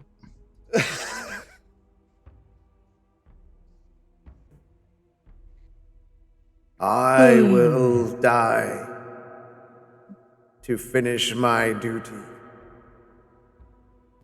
he takes the shields and he just clangs them together. It just boom, just echoes through the cavern.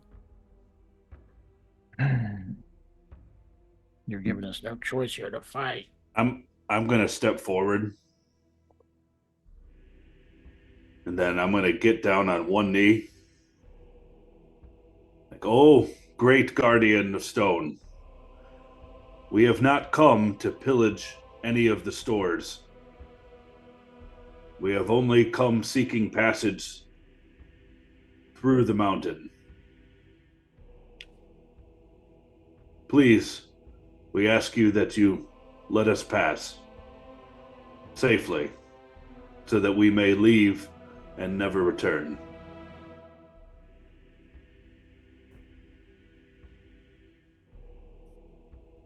I see you are one with honor, and I don't believe any of you have ill intent. But beyond here is nothing but the stores for which you cannot have access.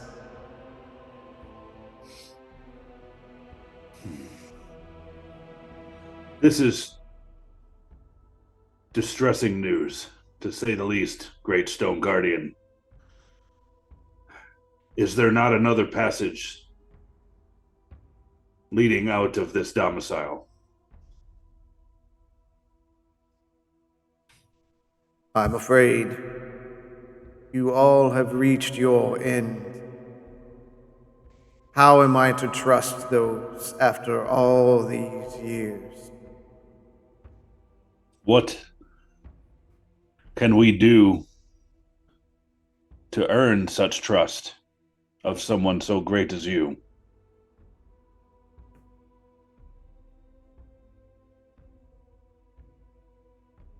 Present your offer to prove your worth. And he slams the shields down, and he kneels down to get more in level with all of you.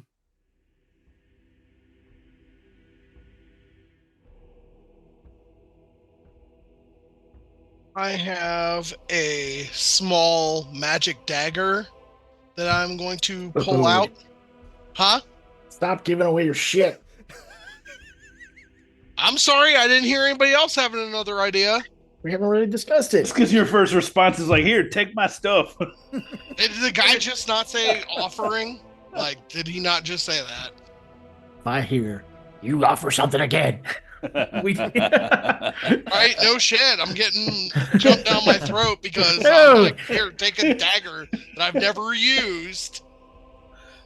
Ah, I ask other What do people we in the have? party if Let's they look want. at what we have. Okay. You got shit. Stop giving away yours.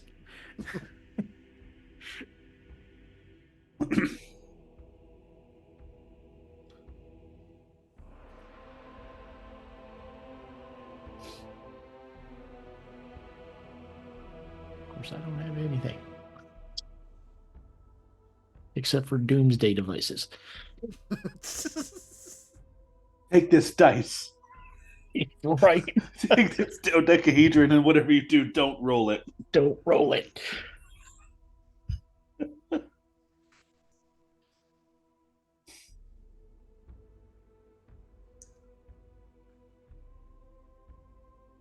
Don't we have extra No. stuff that are just laying around that we don't use? I'm gonna look to our fellow dwarf, not Quentin, the other dwarf. Brianna. It's Brianna, correct? Did I see that right? No. No, not at all. Diane, Delana. That was close. Brianna. Do you have any insight here? Or is this purely material? The Geomechanons were a house of gnomes that were very creative in their designs.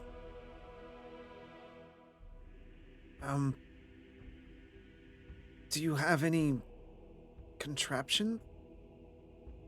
And she looks over at Bishop.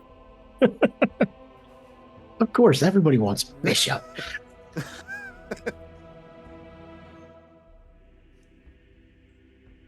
He is a being with a soul.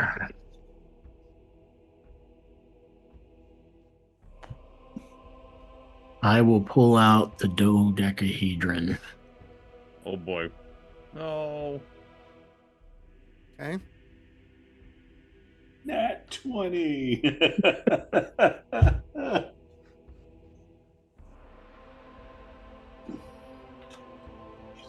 I cannot give myself.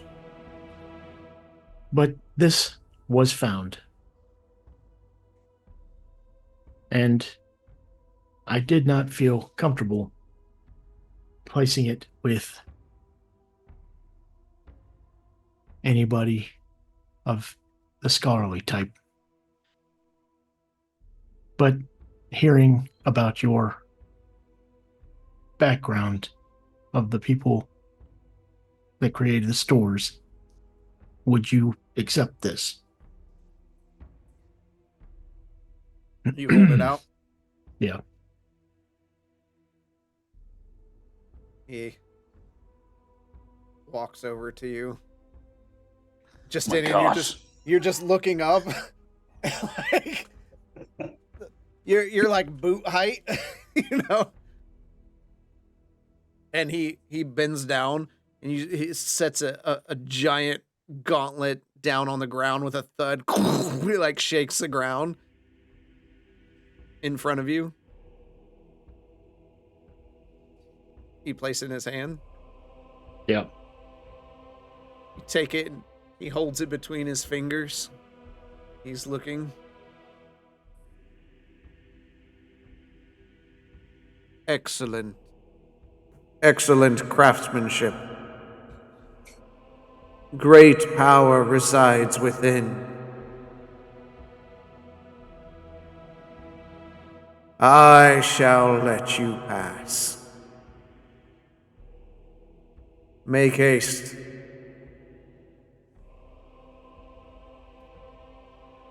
Steps to the side. Try this way.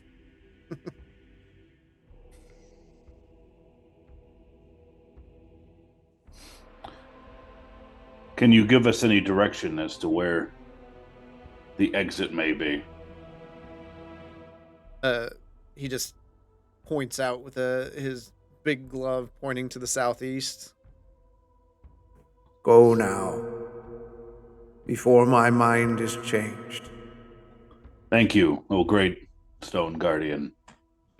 We will touch nothing of the stores.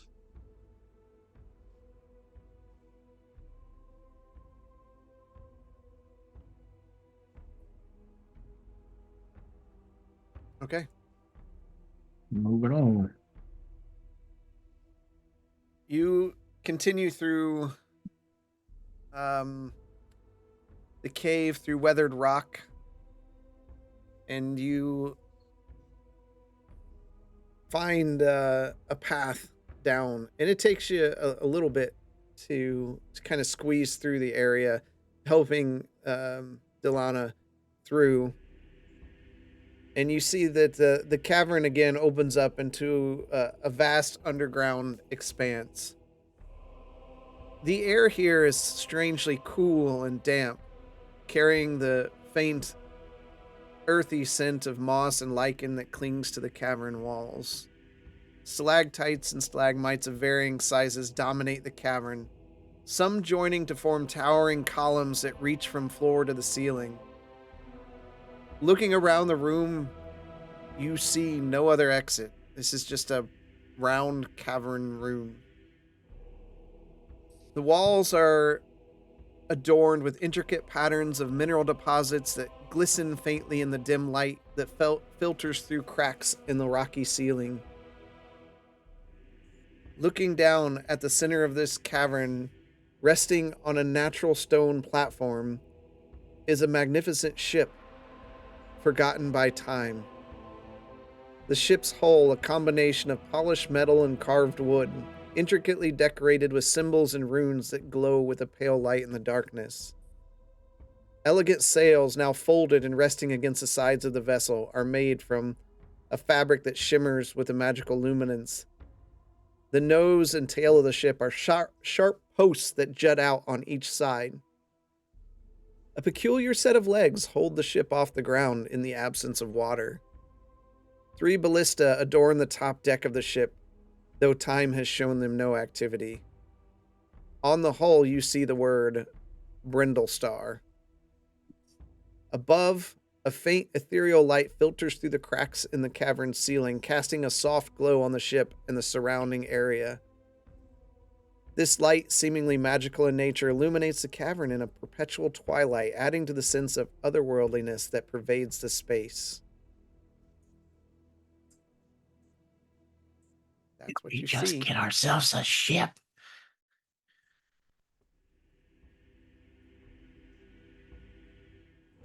Can we read the runes?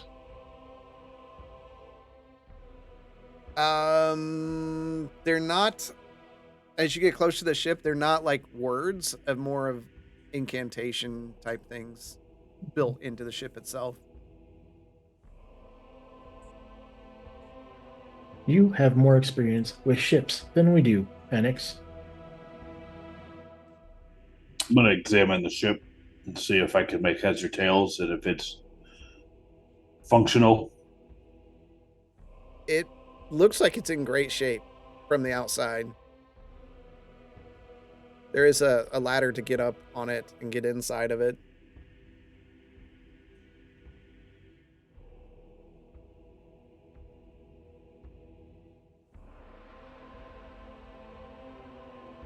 I'm gonna climb up the ship. Okay. The ladder's sturdy. You all can hear Anaximander's feet hit the boards on the ship itself as he boards the ship. From standing here, can I gather any indication of how frequent or how recently this ship has been used? I would say you all are intelligent enough to know this has been down here a long time. But it doesn't look like it. It's in great Right. shape. Yeah.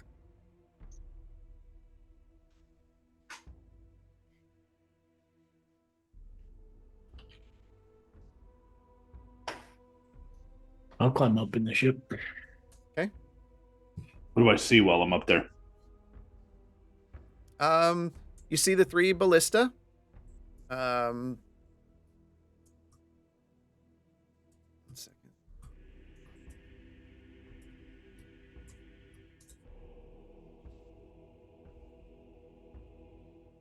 One in the center, and one on the front, and one on the back. You see those are on like raised platforms. In the front of the ship, you see a door leading to a chamber next to a stairway. In the back of the ship, you see a door leading to a chamber, or 2 chambers, and then you see on the back part of the ship, on the sides, are ladders going down inside the ship. That's what you see. Do we see an exit at all? No. And you said the ship had leg-like things? Yeah. What happens when I put my hands on the stern The stern. or the wheel? There's no wheel. Oh, I thought there. Oh,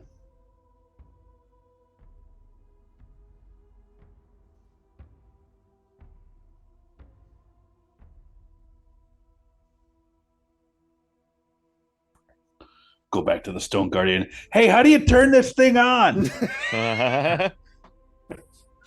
The rest of you, is everybody getting on the ship? Gwenton, Justinian.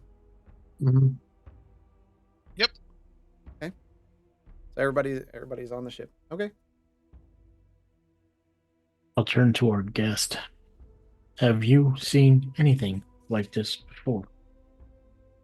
I don't know what this is.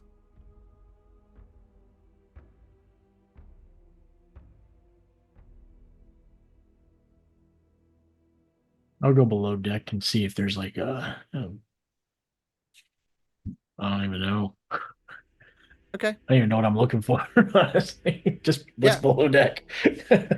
You climb down the ladder, and you find yourself in kind of a larger, looks like a storage room. Looks like there's 2 big doors in the back of this that open up. You're in some kind of cargo hold. Looking around, you see a hallway. There's 3 doors on one side, 2 doors on the other, and 1 door at the very end of the hall. I'll just make my way through, pushing doors Okay. open. Okay. What's everybody else doing? I'm gonna try to read the arcane script that you said was written. Yeah, it's not as much script. They're just runes of magical runes rather than words. Just trying to make it sound cool, man. Okay.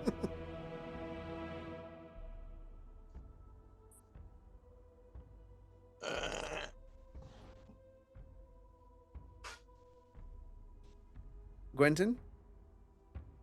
Just gonna explore the ship. Okay. Where would you like to explore first? There's 3 doors on the main deck and 2 ladders down to the subdeck. The main deck, then looking for like a captain's quarters. Okay. An Axamander? I'm gonna go below deck as well and look for anything recognizable to try and steer the ship or Okay. make sense of it. Justinian? I'm just gonna sit down on the deck and meditate. Okay. And somebody's left. Who did I miss? Marsland. Marsland. Oh, what are you me. doing? Yeah. Yeah, I'm gonna help explore the ship too, and I don't know, see if I can d- see any indication of how this thing operates. Top deck or main deck? The top deck. Okay. So you and Gwenton are exploring the top deck. Justinian's on the top deck, meditating, and the other two are in the lower deck. Okay. This is all going to make sense, I swear. All right. So Bishop and Anaximander, you find, you start opening doors. You find like the steerage. You find some crew quarters. It looks like down there. There is like a main quarters that's a bit nicer, a captain's quarters. And then you also find the galley down there. Or kitchen, if you didn't know what galley is. And then going through the main door at the end of the hall, you go into some, like a mess hall. You can see tables in there set up where there's definitely a place to sit and eat. I have never seen anything like this before. I'm not understanding how this ship will get us out of here.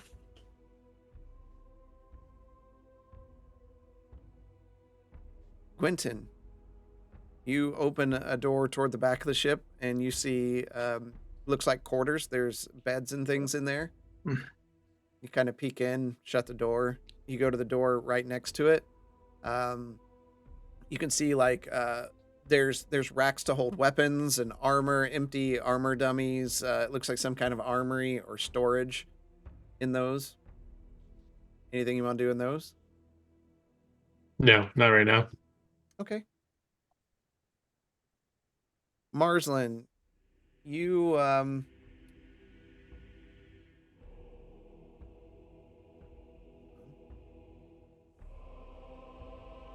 you walk in the door on the front of the ship, and it's kind of a large room. There's it looks like there's a trapdoor in the very front that's sealed, but right in the center of the room, it's just a chair.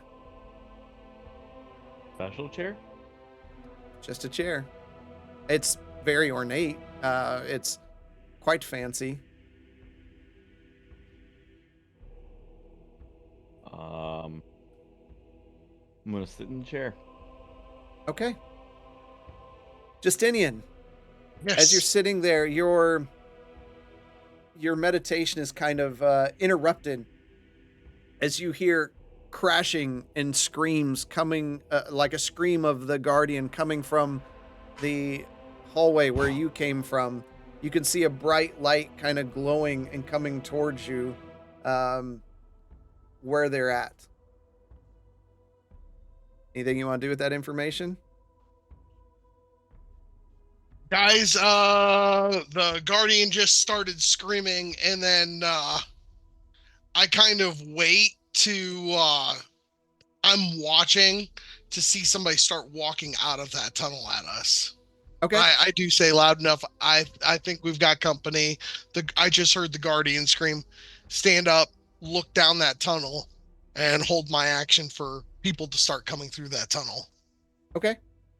Marsland, you feel your let's actually change this out.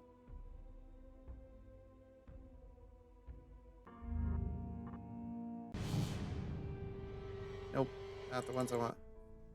That is not what I want either. Is it Is he the mysterious battle? navigator? What's happening? Is he the navigator? That's what I'm Marsland, hoping.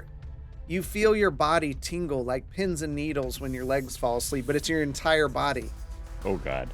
You feel aware of the entire ship, like time has stopped, and you feel every inch of the vessel. You are the vessel. Your mind opens and you think of leaving this place. And the ship raises off the ground. Justinian, you see a figure in the distance appear, backlit. It's the same shadowy figure you've once seen before when you stole the ship and headed off. You see hands raised and the cavern starts falling, giant rocks start crashing down.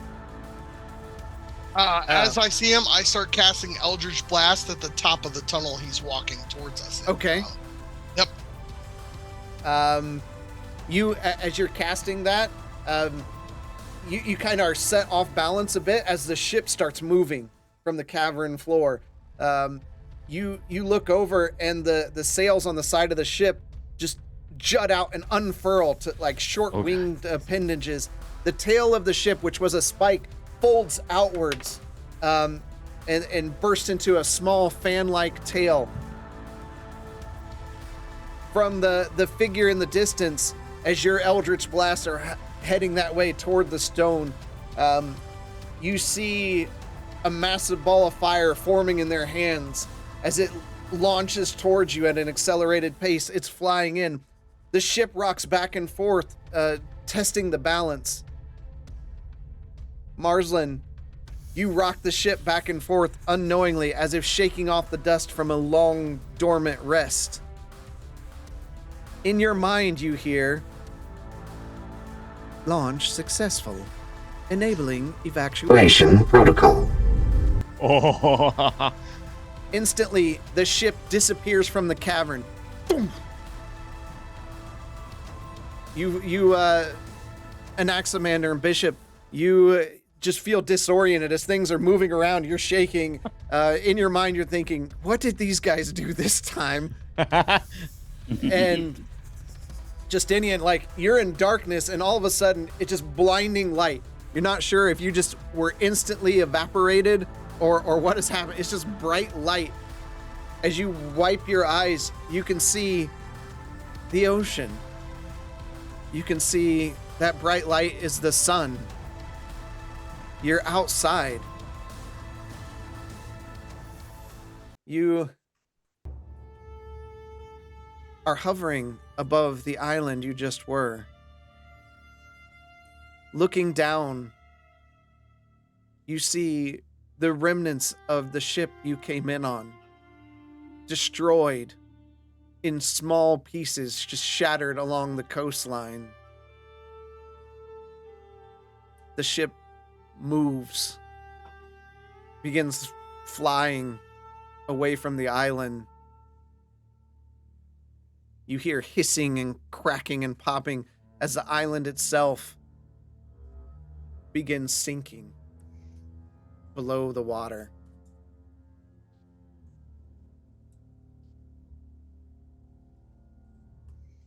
Marsland.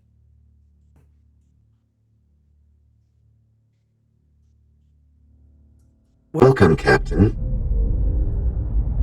Where is your next destination? But who are you that is speaking to me? I am the Brindlestar. You are my new captain.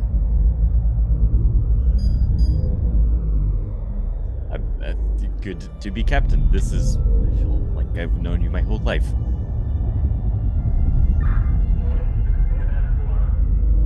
The Brindlestar is here to serve. If there is a need to travel to the Astral Sea, we shall travel there. I'm not sure that will be necessary right now, but maybe... Right now? You would like to travel right now? Sure, no. Not right now. I think if we point towards Kendor's Keep currently, that would be best. And in a moment, you think about your compatriots while you're piloting the ship, and you actually see them. It's like you're aware of the entire ship. You can see where they're at on the ship, what they're doing, what room they're in. Ooh, I am Colton. We're better than Colton. By the way, if you guys look in your chat, you'll want that for your records. Do we own a ship now? You are now owners of a Spelljammer.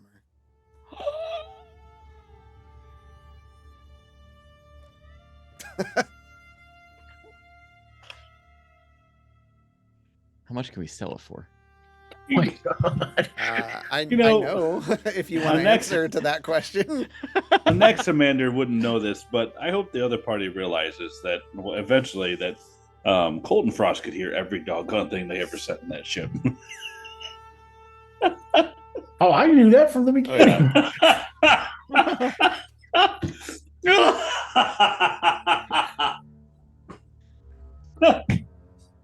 Tried to tell you. Screw that guy. We're over there like, shh, don't, he might hear you. Blah, blah, blah, blah, blah. He's just sitting in his weird little captain's chair, listening to everything. All right, I'm gonna go. If I go topside, do I pass by the captain's chair where Marsland's at, or no? If you're coming up from the mess hall, yeah. You can Okay. see that. You can see that in the layout that I sent. All right. So I'm gonna stumble onto Marsland. Now, have I seen anything like this before? You? Yes. Okay, that's what I figured. Okay.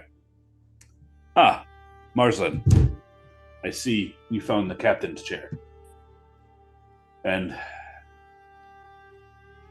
you can navigate from here? I'm assuming I can talk with him normally from Yes. here? Yep. Okay. Um, Yes. I'll specifically send you what you can do while you're in the chair. I can navigate from here. I currently have us headed back towards Kentor's Keep. Excellent. Good. Let us know if we can assist during the journey. But we are at your whim. I think just maybe give the ship a once over and make sure nothing seems suspicious on it, or make sure everything is in good working order. I will keep an eye on you as you all do that. Do you sense anything that we should investigate first? Do I? I mean, it just all this is kind of rushing at you all at once. I have yet to have located the library on board. I think that's my top priority.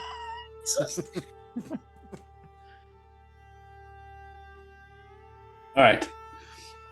Please, just to keep your mind focused on our destination.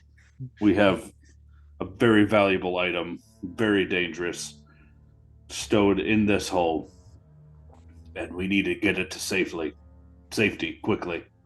Indeed. I am unsure if I have reached top speed yet, but will continue to ingrain myself with the ship and find out. Let me send you that information as well. So is this ship bigger than Colton's or about the same size? It's actually smaller. Smaller? Okay. So some general information, and Axamander, you would know this. It's a Shrike class ship. Yep.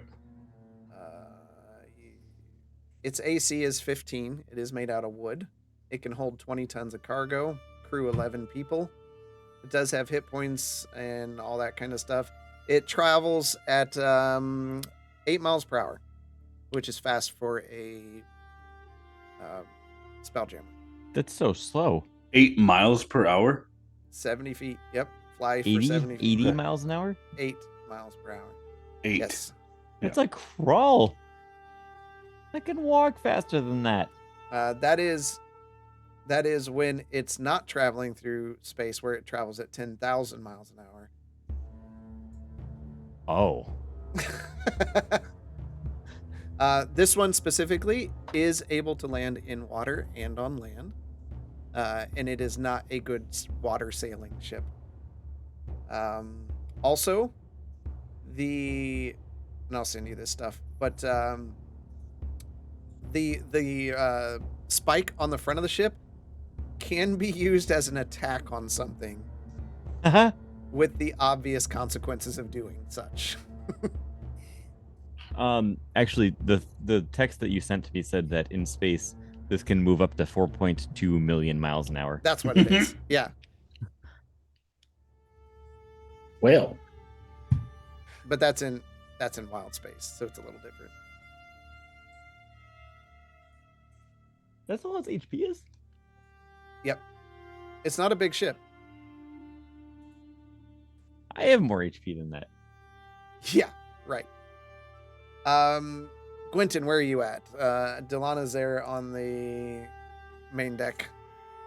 where were they at earlier? You'd be out on the main deck now as well. So you just see yourself flying. Justinian's out there.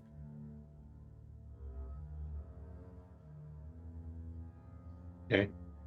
Delana comes up to you. Are you okay? Yeah, everything's fine. Why? How are you? You went from being down underneath who knows how many miles of Earth to outside in an instant.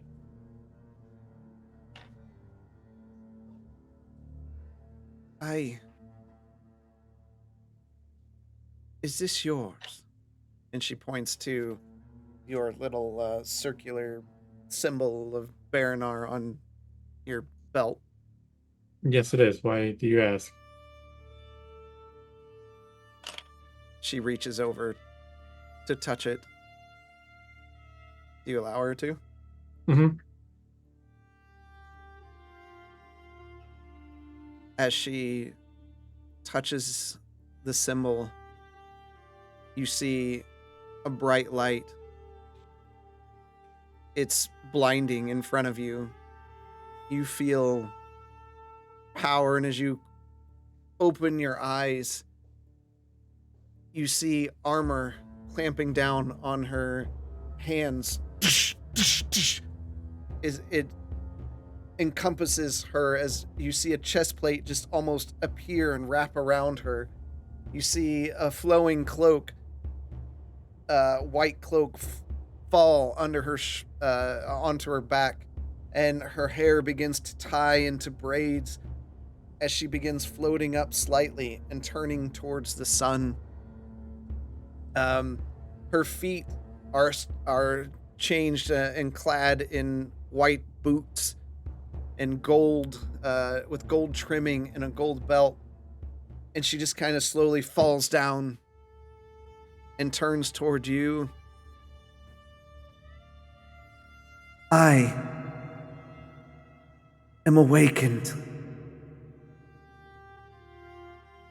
I am the avatar of Baranar Truesilver.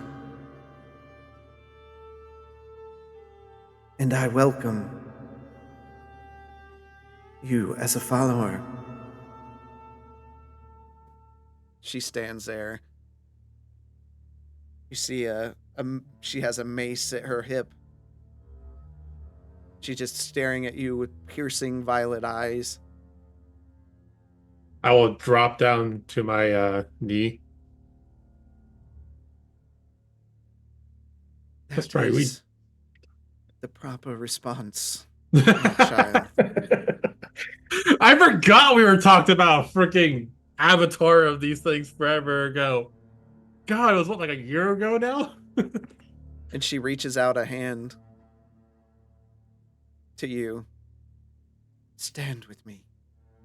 I'll take it and stand up. As soon as you touch her hand, it's just like an otherworldly pulse just rips through you. Where in the past you've known that the connection to Truesilver has been static at best. You're basically on fiber optic now. It's the energy that pulses from her. It just fills you. Your mind rushes with all these things that happen, all these bad things that you've been focusing on, and they're just cleared from your head. In this moment, everything is right. Everything that has happened is nothing compared to what you're feeling right now.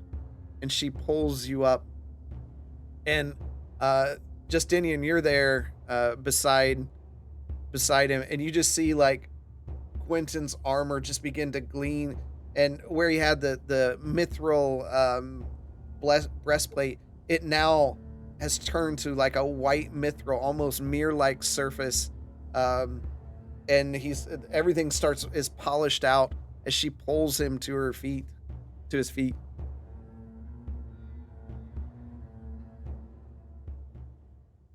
I believe we have a lot to do. I believe you're right on that one. Never was expecting to find the Avatar down there. The first question is, how did I get there? I believe Sirik is involved.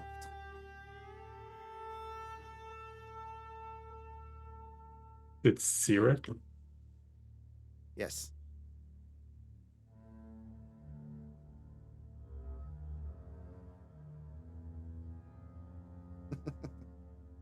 You're good. Okay. Oh, I almost forgot. She turns towards Justinian. Are you also a follower? True Silver? Yes. No. Nope. Nope. Who do you follow?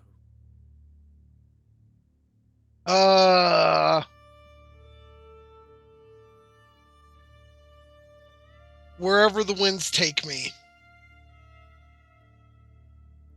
She nods at you. Bishop, what are you doing? I would have been with Annex, so because I was Okay. below deck with him. Did you guys So I stop would be talking in to the- Marsland? So I'm there with Marsland and Annex right now. We haven't come up yet. Okay.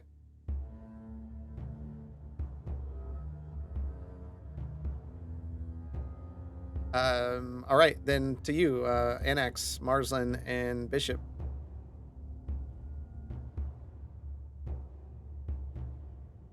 What are you doing? Oh well, we were tasked with exploring the ship and looking for anything out of the ordinary. While it's Well, you had stopped at Marsland, so I just want to make sure. Well, Yeah. the last thing that was said was Marsland said we need to check out the ship and make sure everything's working properly. Yeah. So at that point, I will go topside to check out the ballistas to make sure they're working properly or how they work. Okay. I'll check. Going topside as well. I'll check what is that? He's checking the ballistas, which is on top. Mm-hmm. This is the bridge. I'll check the crew quarters and the armory while I'm over there. Okay. When you all step outside of the chamber where Marsland's at, you see the woman that you saved, clad in shining white armor, cloak, mace, all of it. Excuse me? No, so I recognize. I mean, her face is still recognizable. There was no change in that. It was still okay. Nope. And I'm not seeing any kind of defensive or aggressiveness from Quentin or Justinian. Nope. Well, I don't know about Justinian. Any defensive?ness? No, just completely weirded out and walking away. Okay. Anaximander, you remember when I first met you and we were talking to High Priest Cletus? He suggested trying to find the avatars of the gods. Yes, I remember that. Well, this is True Silver's avatar. She walks over to you. I'll get down to one knee. She nods at you. What have you heard? By your symbol, you're a child of Tyr. I am. I have lost contact with him for some time. I don't know why I'm awake, but I am. Where's the battle? Awake. Oh. Yes. I know of you. Or at least of your kind. She places a hand on the side of your face, and you just feel a warmth, a good feelings, everything. Mm-hmm. I believe Tyr's avatar is in danger as well. Fear not. We shall find them. I will serve as I have always served, to do the bidding of Tyr and go where he sends me. Since I have not heard from him, I will find his avatar, and then I will serve at his beck and call. Thank you. She nods. Is Look- Ferrandis Sylvanas' avatar? I Are you asked that asking out her? loud. Oh Okay. yeah, I asked that out loud. She turns to you, walks right over. I see. It makes more sense now. A child of Sylvanas?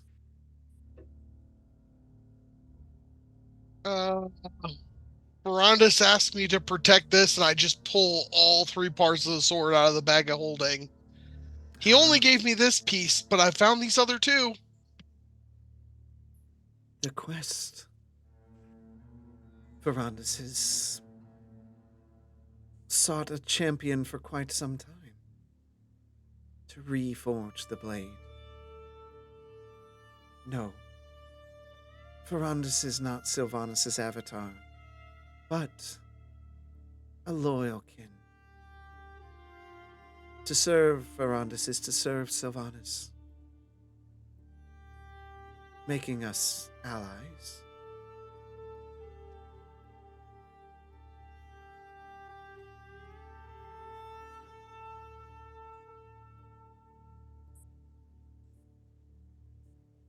She turns.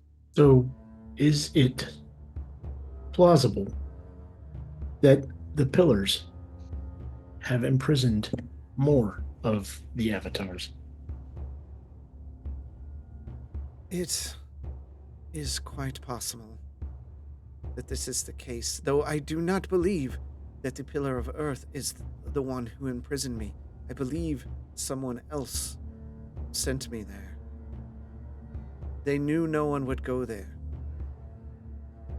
But now I fear we might have awoken her. For that, the world should tremble. It seems we can't get a break. She We walks over solve to you. a problem and end up causing even more. She places a hand on you. And since when does a weapon of war have such a kind heart?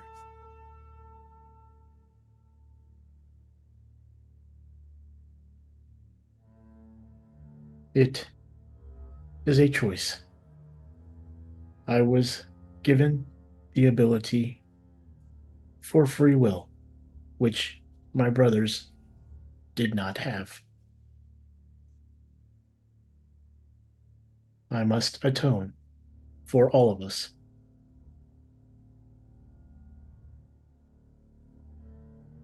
She just kind of lightly pats you. Turns back toward Gwenton. I don't think have you all even told her your names? I don't think so. Nope. I didn't think so. At all. So she walks back to Gwenton. Child, take me somewhere safe.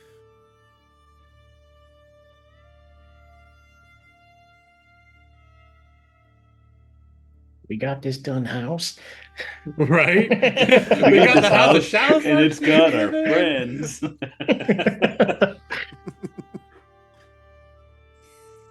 And you will start by going Candor's Keep. That's where we're going. Are you able to unavatar yourself right when we get into town? I'm afraid this is my true self, brought by the light of the heavens. I think it'd be a bad idea to have you walking around town with us. I don't know. It may be a beacon of hope. I mean, I know the church would be excited to see her, but I don't want to paint a target on her when we get there. My proper place would be in a temple. If there are those who serve true silver there, I will be safest. I can take you to go meet High Priest Cluster at the temple in Candor's Keep then. Believe that to be a good course of action.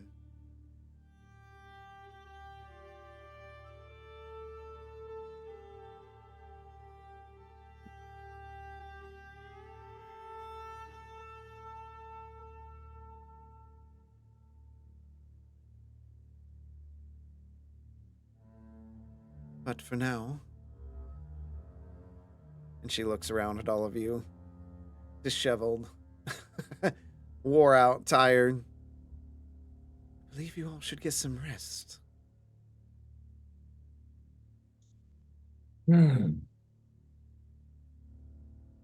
At least one good deed came from this. You are on Bishop, the correct path. We literally have a weapon capable of destroying an entire region using the storms themselves. I think we take the win.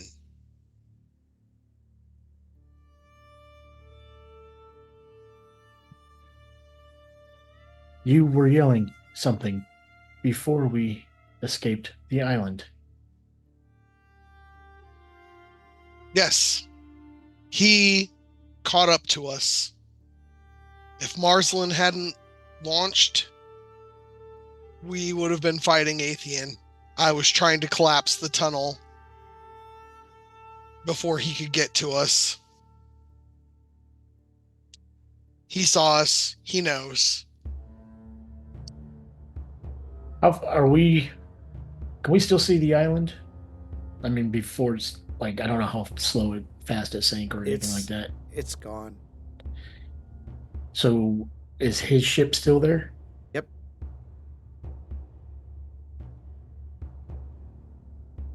I want to say we destroy that ship.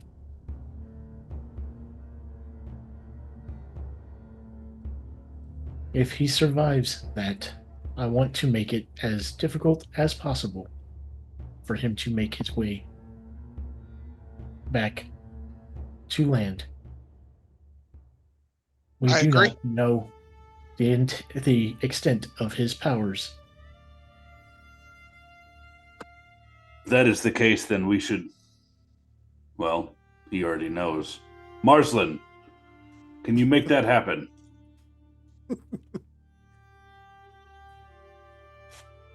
Chauffeur? He probably can't communicate with us. Hold on. And I'm going to go back downstairs.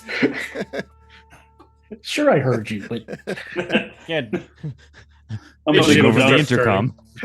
I'm going to go talk to Marsland and ask him to see if he can destroy that ship.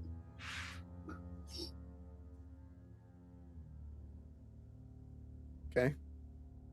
Marsland? How far are we? I mean, Are we? We're still like, within range, right? you were flying away from it, so you're not terribly far. Are we within? Ballista range. You're definitely With- not in ballista range. Okay. Then no, I can't attack it. Can't turn around. Do we want to turn around?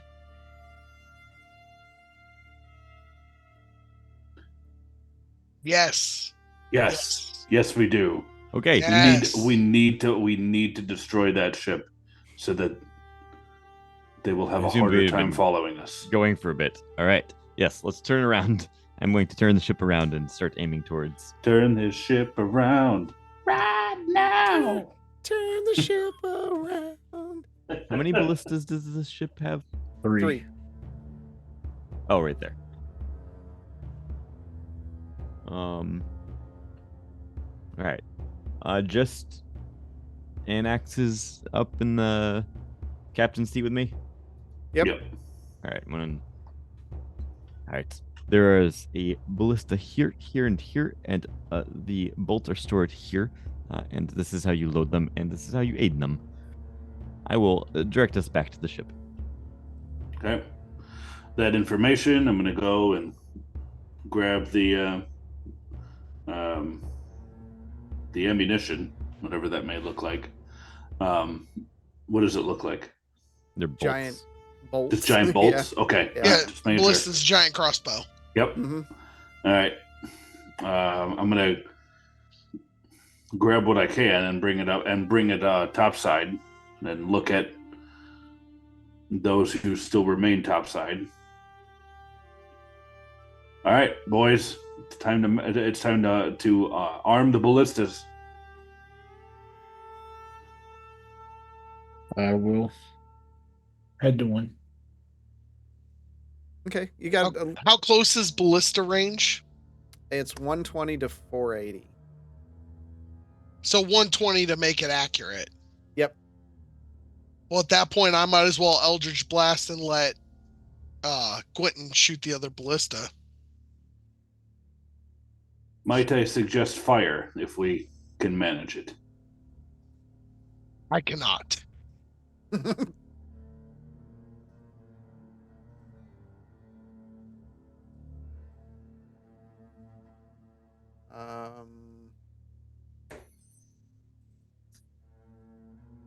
Oh. Now, I'm just reading what it says. Each ballista takes 3 people to operate. Okay. One at a Big time, then. ballista.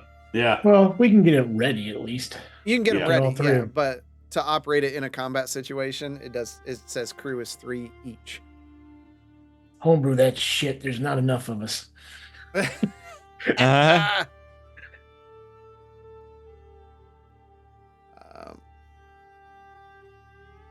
All right. Guess we're hiring crew, fellas. There's enough of us, including our new avatar friend, that we can man 2 of them. No, there's not. Yes, there is. That's 5. He's still in the. Someone's still captaining the ship. Yeah, Marjan's sitting in the chair to fly. yeah. Okay. Right? He has to be in the chair to fly and everything? Yes. Yeah. Oh, he's got to be in the chair. Yeah, he's got to be in the Yeah. chair or else Okay. he starts Yeah. falling. There is a section here on crashing. Of course there is. There's actually a lot of information here. Repairing it, moving and steering, boarding, all that stuff. Okay. So you turn the ship toward Ethan's ship. You begin heading that way, preparing the ballista for the first shot and loading them all up. Get 3 initial shots there. And that's or we're gonna stop. No, This is come Ah. on.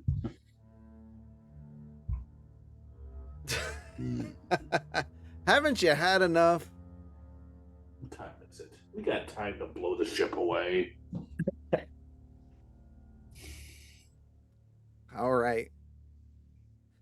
Well, exciting stuff. And what I feel is a pretty good reward for what y'all just went through. We got a ship. It's literally been there since the beginning.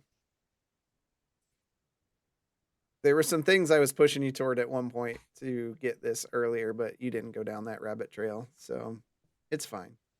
Why would we do that? We had Colton Frost. Only because some jackass walked in and turned himself over to him.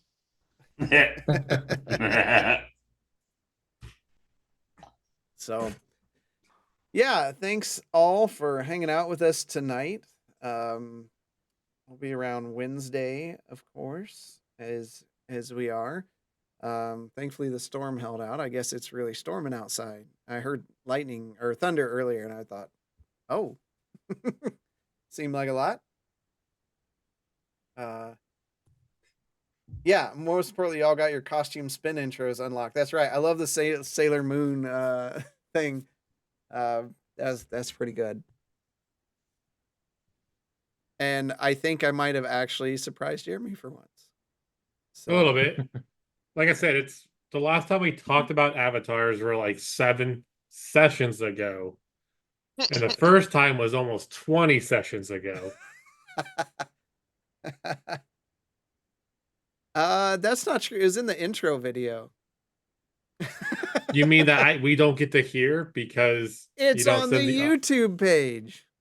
Not that intro, not the page turner. The like campaign 2 intro video. Like From how long the ago? teaser 4 years trailer ago? 2 years ago. Yeah. Yeah. Yeah, I was excited for y'all to get through here. And then when Bishop's like, let's just leave them. I thought, oh no. Hey, we don't know what the hell's going on down there. So Hey, all I know is per the DM is we would have felt giddy meeting them, and we didn't feel giddy meeting this person who was trapped inside a stone. So Passed out. Unresponsive. well, it was very much like a Tyrael from Diablo 3, where she's been cut off so long, being down there. Like she wasn't all herself yet. Mhm. So coming outside was the trigger for that. So She's been imprisoned longer than I've been alive. Not me. but still looks good. She looks very young. Hey, I'm not pushing in on Gwynton's Kool-Aid. Hey, whatever. I don't know about avatars and that. But yeah, so all these things, all these big story points, they're still out there. They're still happening. Okay, real quick. Yeah. Coffee Man. We went into this dungeon saying, don't wake the Earth Pillar. Uh-huh. That was the only thing. And he's Mhm. like, here's a random person who could be the pillar for all we know. Uh-huh.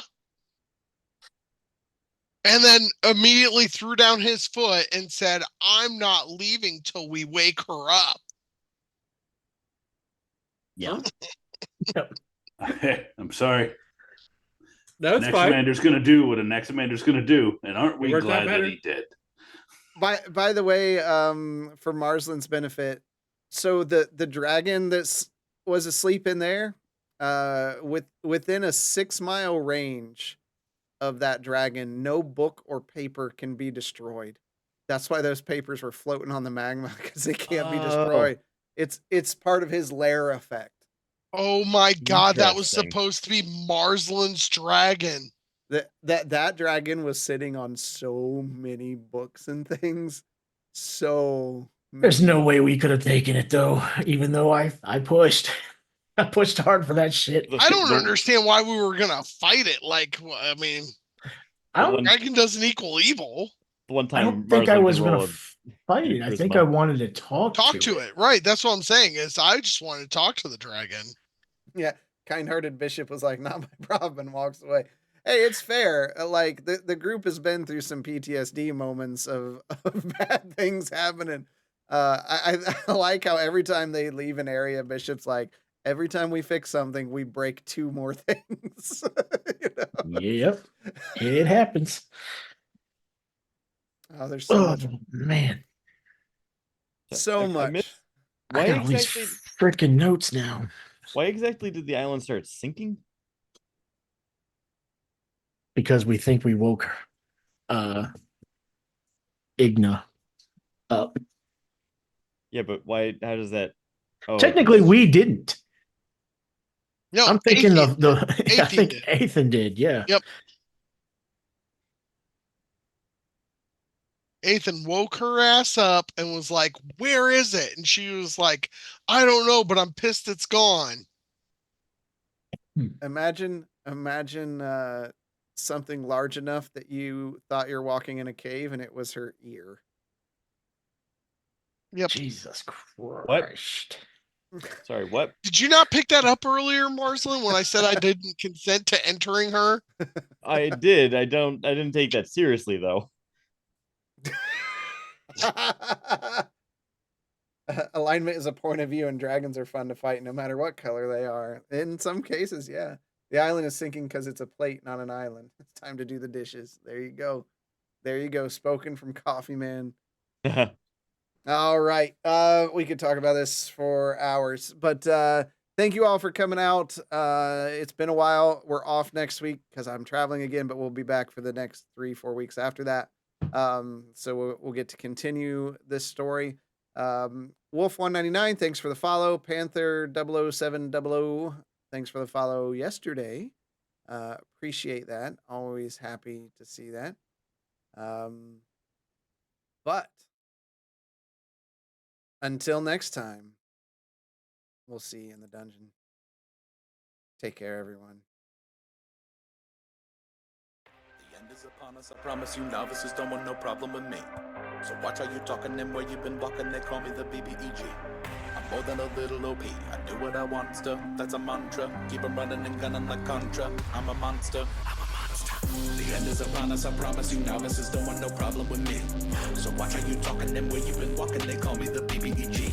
I'm more than a little OP, I do what I want to, yeah that's a mantra. I keep 'em running and gunning like Contra, yo I'm a monster. Turn it up. What you know about the final boss? I got him trying to buy time with the sign of the cross. I redefine high crime and the meaning of loss. I'm off hip, but I body like I'm playing lacrosse. Beat to the EG, I'm keeping them queasy. I make it seem easy, acknowledge me. I've been demolishing your cities, I'm astonishingly sleazy. I'm the big bad, y'all must be the cast. I'm killing the master, villain, a blast, a disaster. Really a rap bastard within the rap fast.